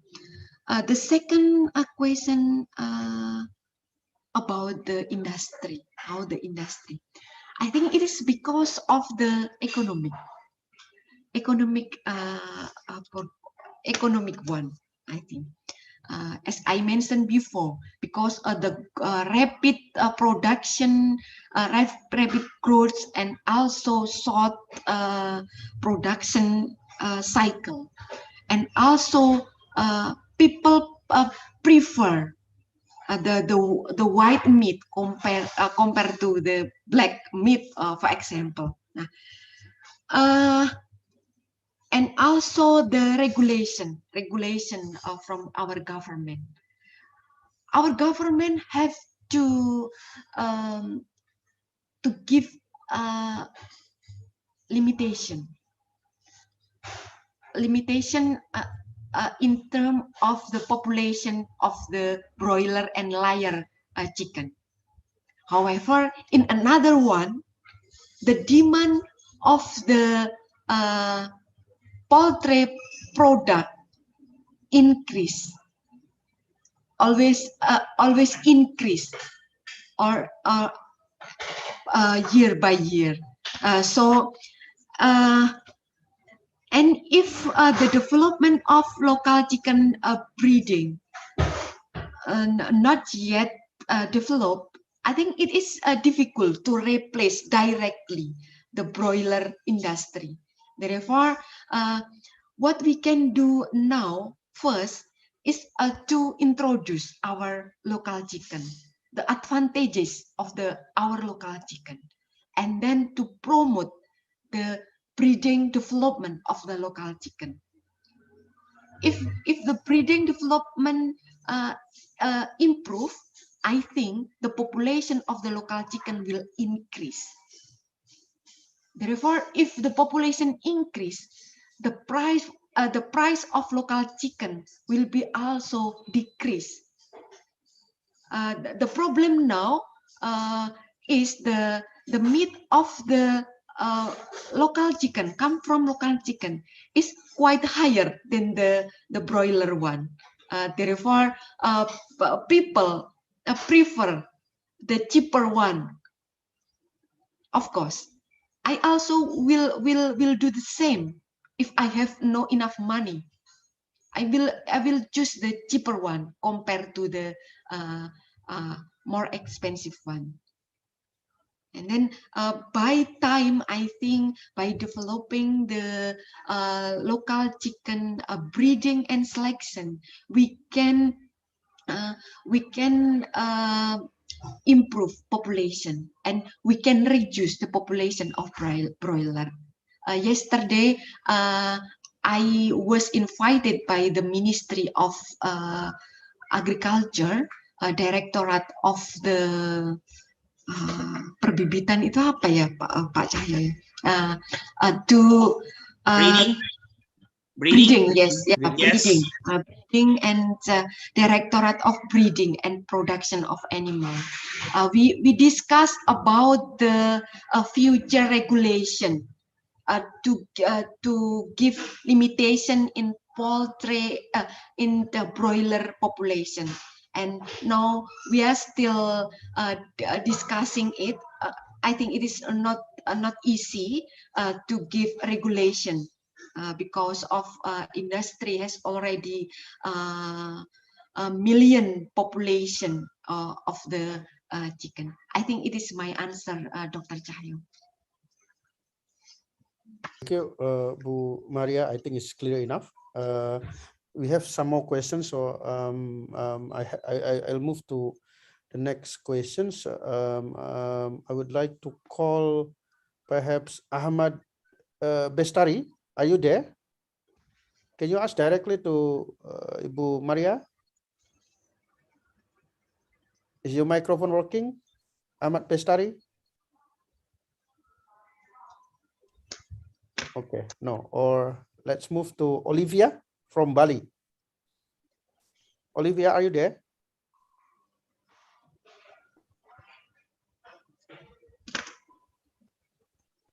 Okay. Okay, let's move back to. Hello, Olivia.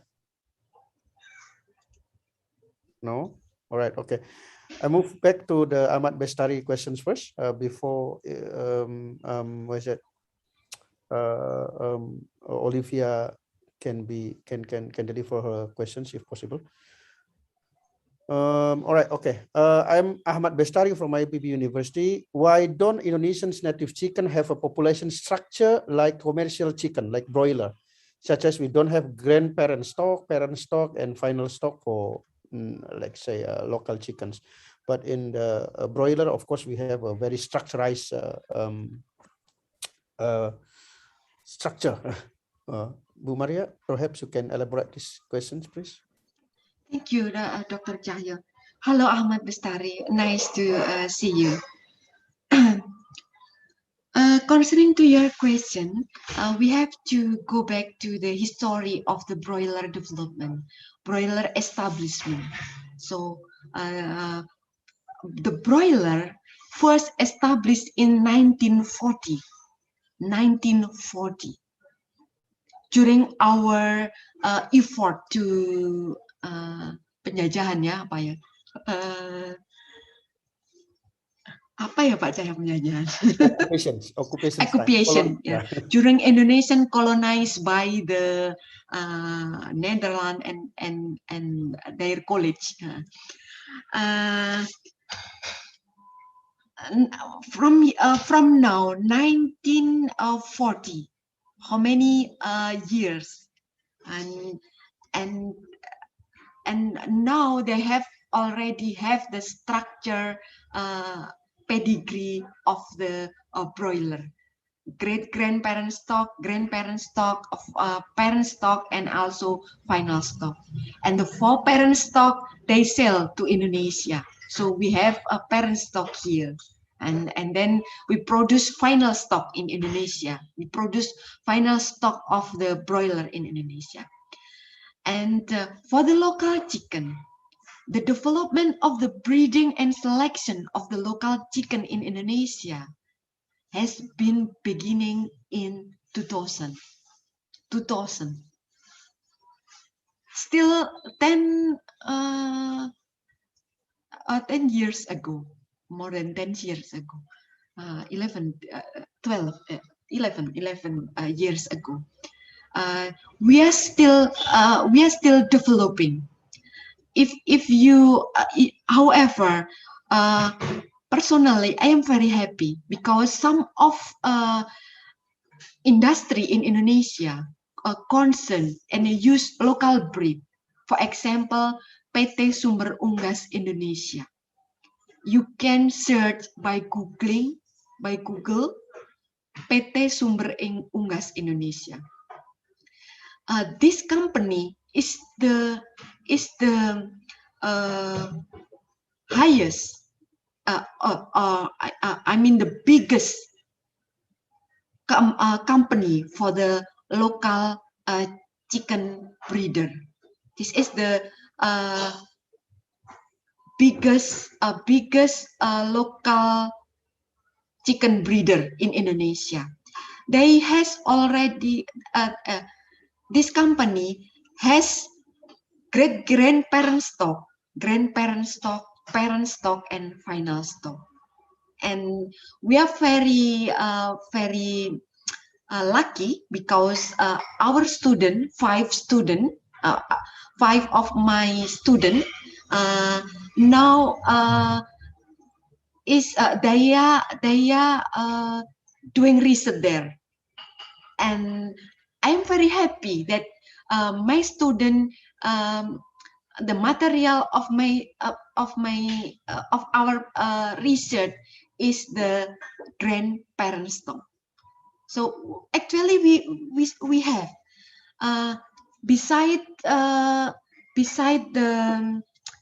PT Sumber Unggas Indonesia, also some breeder, I forgot the name, some breeder also focus on the development of the local chicken breeder.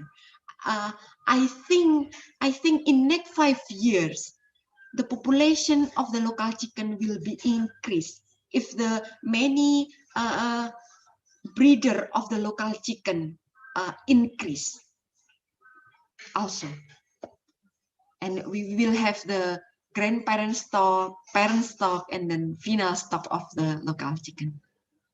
I really pray for it. This is my question, Dr. Cahyo. Okay, thank you, Dr. Maria. So I think it's just a matter of time, I believe, to have structurize our local chickens. So I will move to the next questions. Can we move to Bangladesh now? MD Marsid Hassan Mustafa, are you there? Would you mind to convey your questions directly to the lecturer? Mursid Hassan, are you there?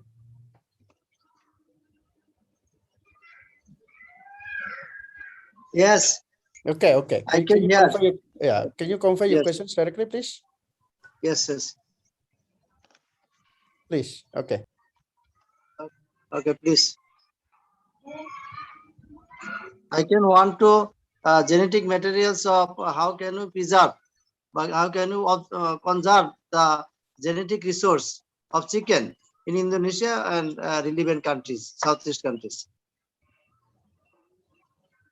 How can we conserve genetic resources? Conserve. Yeah. Conserve. Yeah. How can we conserve the genetic resources? Yes, of chicken. Yes. Yeah. Is it viable or profitable, commercially profitable? Okay. To make it profitable and commercially profitable, viable. Yeah. Okay. Hello, Mr. Mursid Hassan from Bangladesh. Nice to see you. However, where is your... Okay. Concerning to your question, how to conserve the genetic of the poultry to make it more profitable. So I think by developing the breeding and selection program, we can produce the genetic of the local chicken, which will be profitable. Without it, it is very difficult because, as I mentioned in my presentation, genetically they have the low production rate. However, in another aspect, they have a good adaptation to the local environment and also tolerant to some diseases and also the longevity of their lifespan. Therefore, I think by doing setting up the breeding program and selection, so we can create or we can produce the grandparent stock, parent stock, and also final stock. And we already proved in Indonesia by PT Sumber Unggas Indonesia. You can search in Google. I will give in chat later how the spelling of PT Sumber Unggas Indonesia, and also other company. So I think by this, and for us as the researcher, we also have not should yeah we have to concern how to explore the advantages of our local chicken, our local genetic chicken, maybe by application of the molecular technology on other, and we can collaborate with the company, with the breeder, as we already done together with other the company. I think we can get the chicken that will be profitable for us. Thank you very much for a good answer. Thank you. You're welcome. Thank you. Thank you. Okay, let's move to the next questions. Olivia, you are ready with your microphone? Yes. Okay, Olivia, can you convey your questions directly? Okay. Please. Good afternoon, Miss. My name Olivia from Udayana University. I want to ask about the criteria of the chicken, about the weight, performance on others. Is there any grade like SNE about the performance of the chicken, or just discussion from judges about the performance of the chicken to winning the competition? Thank you. Okay. Hello, Miss Olivia. How Bali? How is Bali? Lovely Bali. I miss to be there.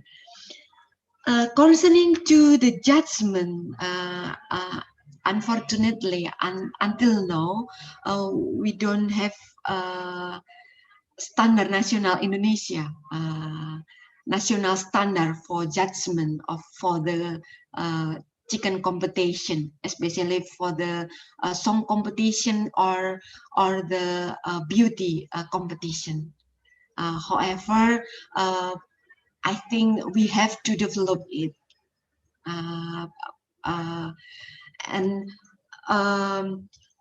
but if you see the, if you read in national regulation year 2011, I think, I forgot the number, I will give in the chat also. You can see the standard of the pelung chicken, for example, the characteristic of pelung chicken, and then the characteristic of the kuah balenge chicken, and also the others crowing chicken. There is standard about the performance, about the body weights, and also about the song characteristic, but not complete. And it is not easy to add data concerning to the development of the research, and also development in the doing by the breeder. However, in the future, I think the government will elaborate the research, our research to the regulation. Yeah. This is my answer, Pak Cahyo. Okay, Olivia, is that okay? Thank you, Ms. Maya. All right. You're Okay. welcome. Yeah, stay safe, Bali. Okay, I go to the questions that text me in the private chat room, Bu Maria, in regard to the ayam pelung. All right, what kind of major factors that affecting the quality of voice, yeah, of the ayam pelung? Is it more to genetics, feed, or training? Is there any training for the ayam pelung to be like a good singer or something? Okay. Okay. Right. Thank you very much. Oh, I didn't get the name of the Fatur Rahman Komara, no? The name of the participant who give a question, Pak Cahyo. Could you repeat the name of the participant?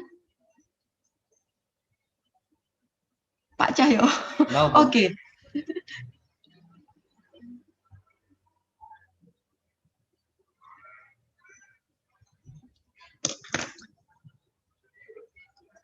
Okay, forget the name. I will answer directly. So concerning the quality of the song of the chicken, which factor that impact on the quality of the song? Actually, it is still mystery if you talk about genetic, because for me, for us, still in studying, we made profile of the whole genome, and now still running whole genome of whole genome analysis of the crowing chicken, Indonesian crowing chicken, compared to the Japan crowing chicken, and also other country chicken from other country. However, the chicken will be produced song if the testosterone hormone doses of testosterone hormone are adequate, so enough to produce chicken, because the song will be produced. This is related to the production of the testosterone hormone. How about the training? The training will help the chicken to more confident when they meet other chicken. So the chicken will do not, like something like that. They will do not hide other and do not produce a song or voice. So if the chicken often meet other chicken, therefore they will be more confident to produce song. And naturally, if one chicken produce song, other chicken will follow to produce song. Why? Because they will show that, oh, I am here and I am very, very handsome. Please look at me. Something like that. Because chicken and also birds will produce song, especially to attract a female, to attract female. So they will be produce song, and then will show the female how handsome they are, for example, like that. So training, it is important to make the chicken more confident. And feed, this is also important, because the good quality of feed will make chicken healthier. Only healthy chicken can produce good quality of song. The sick chicken will not produce good quality of song. So feed is important. So the training is also important.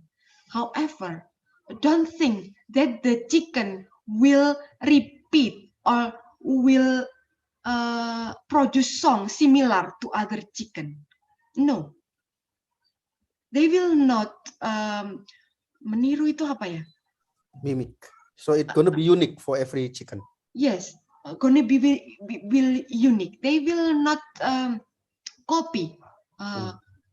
The chicken differ from birds. For example, the murai batu birds, or maybe kakatua, or other parrot birds. They can copy our our voice. However, for the chicken, no, because of the impact of domestication. Some of the gene that owned by the bird that responsible for the copying of the voice or song other birds, it is not, I think a chicken not have those genes because of domestication process.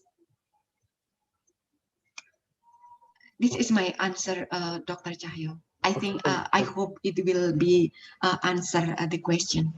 Thank you, Bu Maria. Very interesting, and also interesting to know that chicken voice is quite unique. It's not, yeah, if we see the voice of parrot always the same for one parrot to another parrot, but not for chicken, right? Okay, I think we don't have much time, but I think it's okay to a bit delay. I let one more questions to be raised.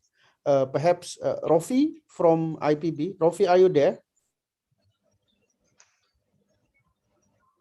Rofi, this is gonna be the last questions maybe for this evening. Rofi. Right, no, okay. Let me read the questions. One of the local Indonesian chickens family has been established by the government, namely Kedu chicken. Cemani chicken is part of the Kedu chicken family. What recommendations can be given to the government to follow up on the established strain or breed, such as Ayam Cemani? Okay, thank you very much, Mom. So, okay, the students already consider you as mother. Please, Bo. Thank you very much, Dr. Cahyo. Hello, Rofi.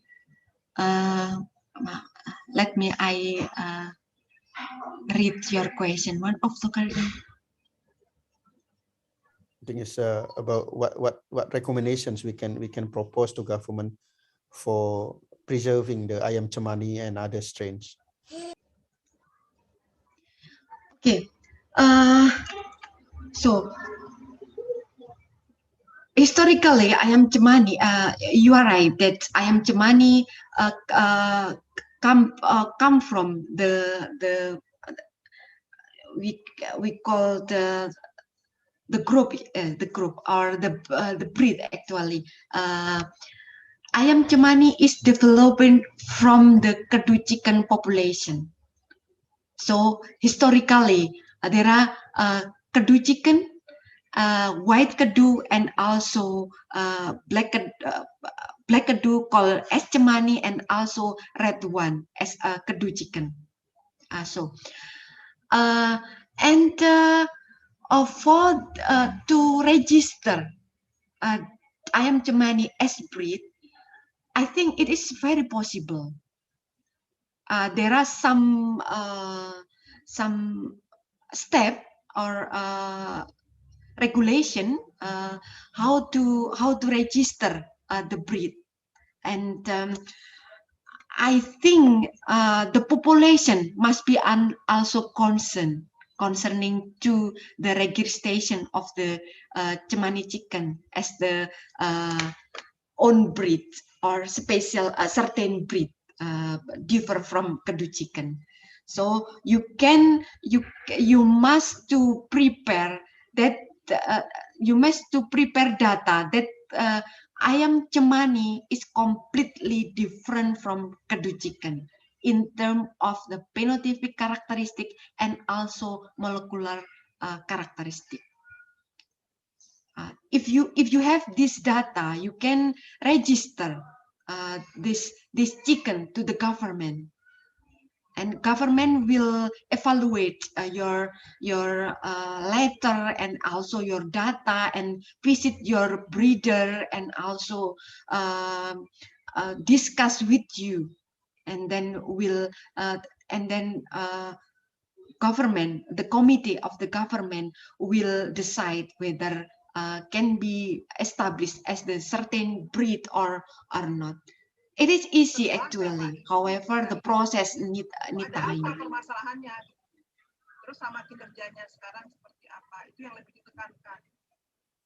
Please turn off your microphone. like your neighbor is fighting. All right. Okay. Uh, that's my answer.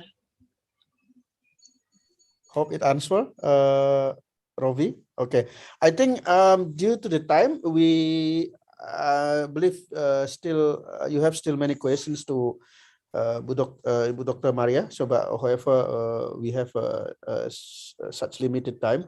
So, for those who are still would like to have discussions, you can take a note on her email address. You can, I think she would be very happy to receive your email address for the further discussions about the local chickens, yeah, local poultry. All right, by this I would like to end the evening lecture sessions. Thank you very much, Bu Maria, for you sharing very interesting topics, and also it's very it is really enlightened for all the participants to know our issues on the local chickens. But before I end up, the first thing is all the participants, please don't forget to fill in the registrations. It's available in the chat room already.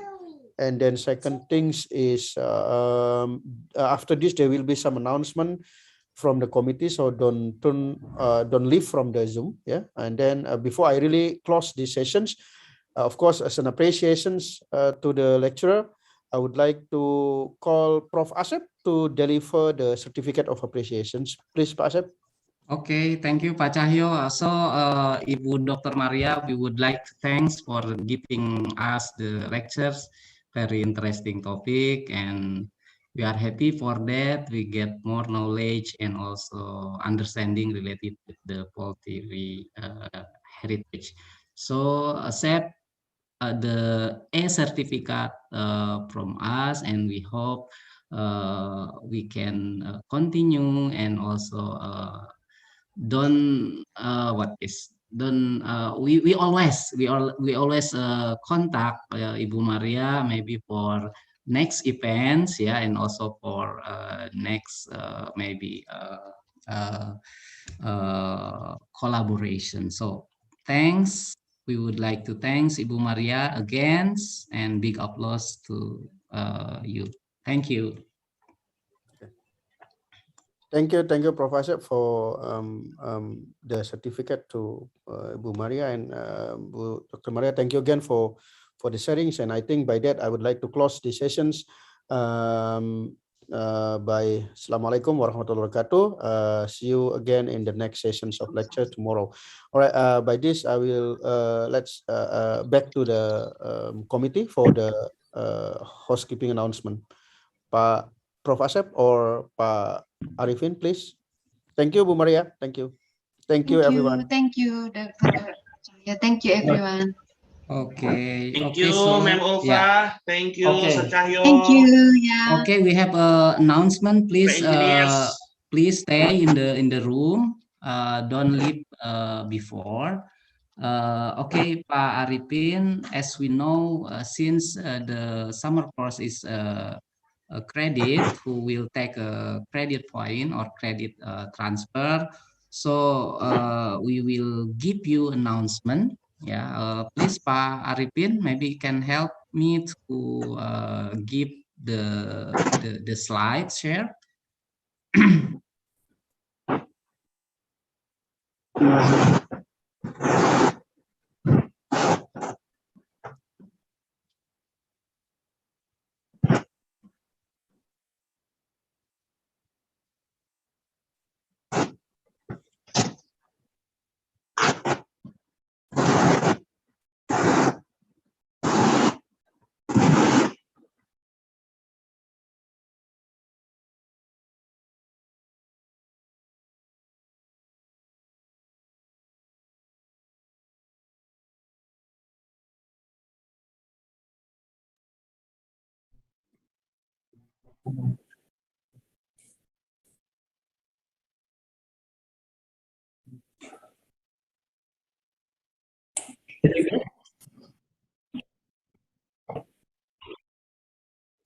Yes, it's clear.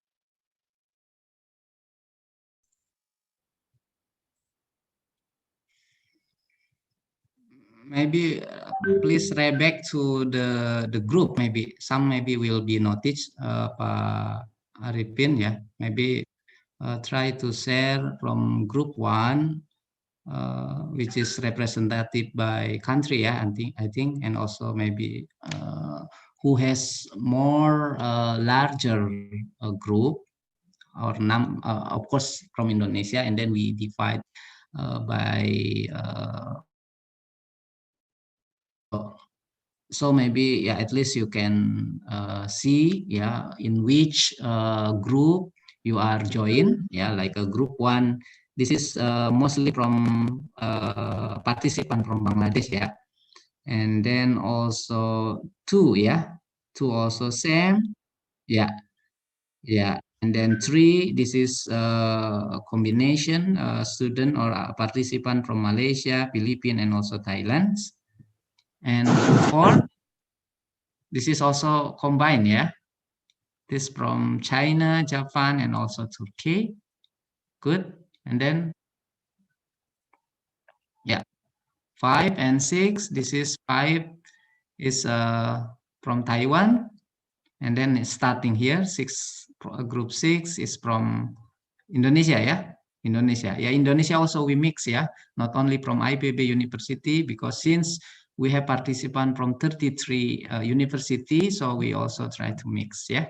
So please, you can see, yeah, in which group you are joined, yeah, 7, 8, 9, 10, then, yeah, 11, 12, 13, 14, yeah.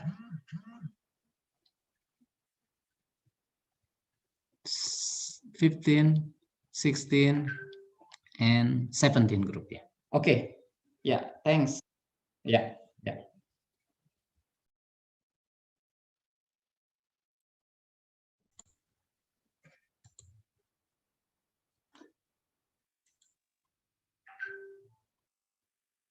Yeah. Yeah. Yeah. Maybe I want to emphasize again. So now we already passing 6 lecture. Yeah, maybe you already now what is understanding, or maybe you have an interesting topic. Yeah, belong to the guest lecture, or maybe from several lecture, and then you can choose. Yeah, you can choose. Maybe you more learn, or maybe deeply, to take as a assignment. Yeah, and then you can discuss. And I also encourage to, since we divide now by the group, yeah, maybe you can also use other platform communication, yeah, like maybe WhatsApp, or maybe you can also use Zoom meeting or something like that. Yeah, because the assignment is not only individual assignment, but also a group assignment. Yeah, like that. Yeah. Okay. No question. Yeah. Yeah. When we will have to submit all of the assignment. Okay. Yeah, this is maybe is good. Where is the day? When is the deadline? Yeah, the deadline in the end of the summer course. Yeah, in the end of the summer course, in 23rd. Yeah, so that's why we share early. Yeah, at least if we share Monday, maybe it is very tough. Yeah, because you join and then you have a assignment. But now at least after 3 days, yeah, you already adaptation, and then you know the situation, and then I think you already get the what is the knowledge, yeah, from 6 lecture. Yeah, at least you can choose it. Yeah, so the deadline in 20 in the end of the summer course. Yeah, at least before presentation. Yeah, since we have a 23rd for presentation. Yeah, so maybe 1 day before. Yeah, 1 day before. Maybe we give normally in 22nd. Yeah, until midnight. Yeah, midnight. We give until midnight. Yeah, before 12 o'clock. Yeah, in the midnight. Yeah, so this is the deadline. And then what is there a limit pay maximum 5 or 10? Yeah, so maybe we have to look again. Pak Cahyo, you are still there? Yeah. Where's that?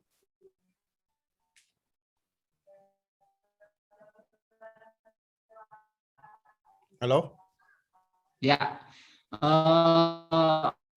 Minimum 5 and maximum 10.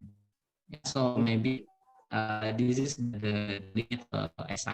Until 10 with the reference. Yeah, the reference. Yeah, 5 minimum.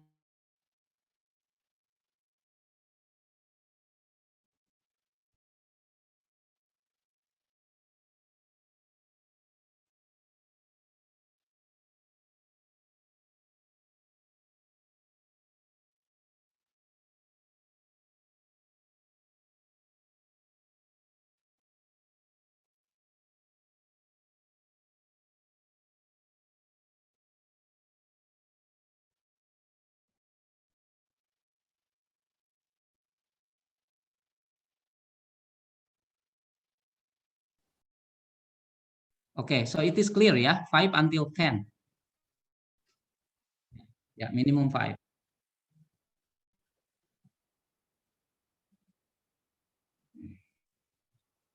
Yeah, 10 years update. Yeah, like that. So it is clear. So maybe whenever it is not clear, we still have other lecture. Yeah, maybe we will remind you again. Yeah, maybe in the end of the lecture. Yeah, of summer. Yeah. So maybe now you are not yet question. So when we will have what's that?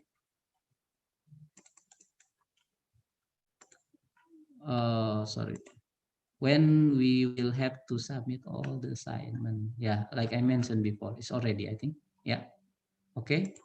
So we can discuss again in the group, and also maybe tomorrow. Yeah, if you are already read, and then if you have a question like that. But now try to find out your group. Yeah, your group, because since now maybe you can build. Yeah, you can build the communication. You can intense, and then which topic that you select. Yeah, and then it's better to decide by the group. Yeah, like that. Okay, maybe like that, Pak Arifin. For today, I think is enough. Maybe, yeah. Yeah.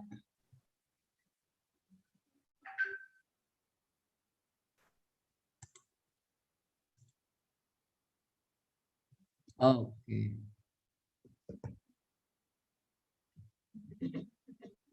Yeah. Yeah, one this that we request to all the participants. This is for the certificate official from IPB University. They highly request to put your photo. Yeah, to put your photo. Yeah, that's why we give the link. Yeah, that have to upload maybe. Yeah, to upload. Yeah, Mas Arifin. Yeah, to upload. Yeah, to upload the photo. Yeah, to upload the photo. And then we will put in your certificate in the end of this summer course program. Yeah. Okay. Yeah.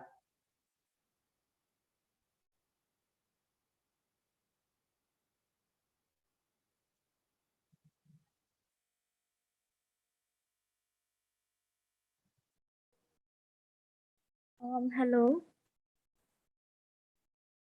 Hello. Yeah. So I have a question for the individual assignment.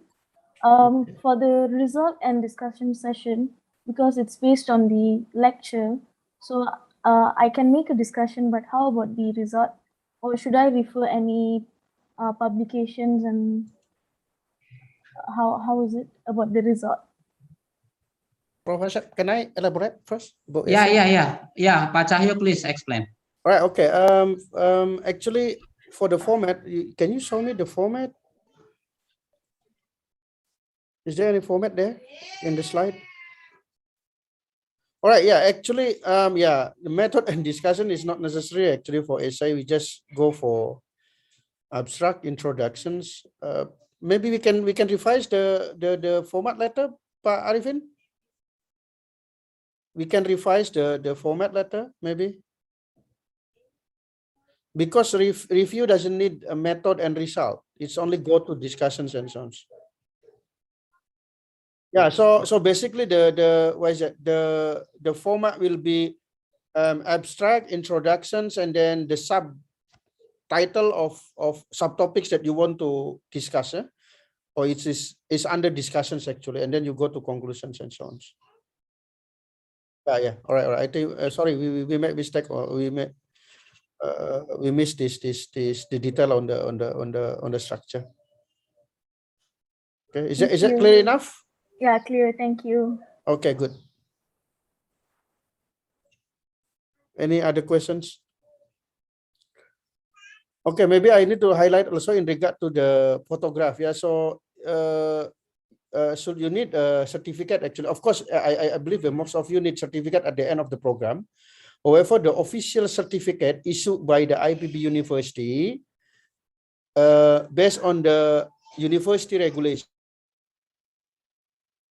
According to the university regulations, the certificate must include your photograph.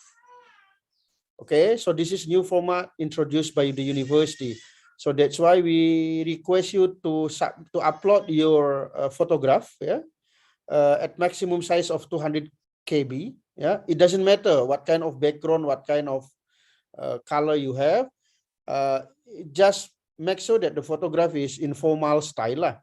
Yeah, so you don't need to, I mean, don't make it like in selfie style with 2 fingers facing to the camera and so on. Yeah? So upload it into the link that provided by the committee here. Otherwise, if we don't have your photograph, we cannot issue the certificate. All right. The authorized persons will not sign your certificate, and then at the end you will not get the certificate either for your own record or for your own credit transfer and so on. So I think that's please please take a note on the importance of the photograph submissions. Okay, by July 23rd. Okay, I think that's all from me. Thank you.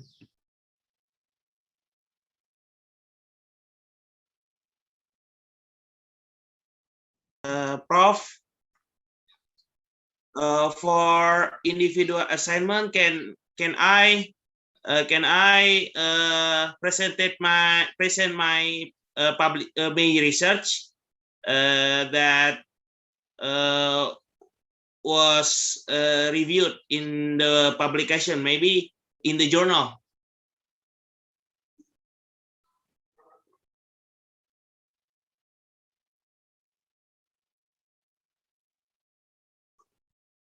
Yeah. Okay. So that we propose, are your publication is already review. Yeah, it's mean if they already review. Yeah, so maybe it is already not included in this session. Bayu, yeah, Bayu, yes. Mas Bayu, yeah. So it's mean maybe you can extend your work, or maybe you can try to make maybe new like, because this is mostly is review. I think your paper is research article, maybe. It's correct. Yes. So that's why maybe it's a little bit different. So we suggest maybe you can maybe your work is, for example, what is your major? In animal product technology. Okay, animal product technology. So maybe it's like technology hasil. So maybe you can make a link from your maybe work, and then now try to come. Maybe you want to, for example, you want to review animal product, traditional milk or something like that, and then you can try to write in the review paper like that. So we suggest maybe it should be different. Sorry, sir. So maybe it's a review article, maybe. It's not that you mentioned when you submit it. Maybe I know maybe it is a research article. This consists introduction, material and method, and also research discussion. But in this assignment, only introduction, and also that's maybe what is names, and also discussion. And then put the reference, or maybe conclusion, and then put the reference. Yes. Okay. So my publication will be present in this session, maybe. The presentation is in the group presentation. So the individual, it is review. It is review paper. A review. Okay. Review article, maybe. Sorry if I don't understand. Article. Thank you, Prof. Welcome. Okay, any question, other question, or maybe it's clear? At least maybe we can discuss about this at least after the end of the lecture. Maybe 10 minutes or something like that, if you have any question. Okay, so maybe it's already past 12 past 5. Maybe I think it's enough, Pak Arifin.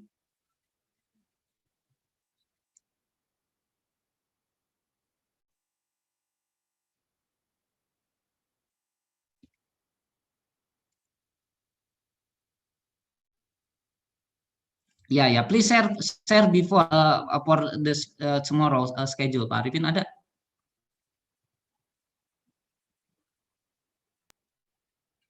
Yeah. So we encourage tomorrow. Maybe this is reminder, yeah, for you. Please be on time. Before I saw at 1 o'clock we still below 100. Yeah. Please at least 10 minutes or 5 minutes before. Tomorrow we have a lecture from Professor Asnat. He will talk. Yes, he will talk about the integrated farming system. Yeah.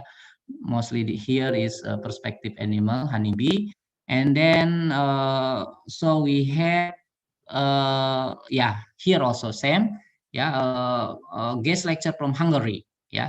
So because this is we already tied to the schedule, at 3 o'clock, also available, and we request you for the Asar prayer, because of what is 3:20, normally is Asar prayer in West Indonesian. You can take this opportunity, maybe 5 until 10 minutes, but please don't lose all. You can see which one people maybe take the Asar, and then you can see if you are missing all, maybe it is not good also for the guest selection. You can make a strategy, because we didn't have enough time to maybe to postpone. Since in Hungary it's different 5 hours, maybe they already spend a lot, then maybe they have also other agenda, for that. Okay, that's Pak Arifin from me.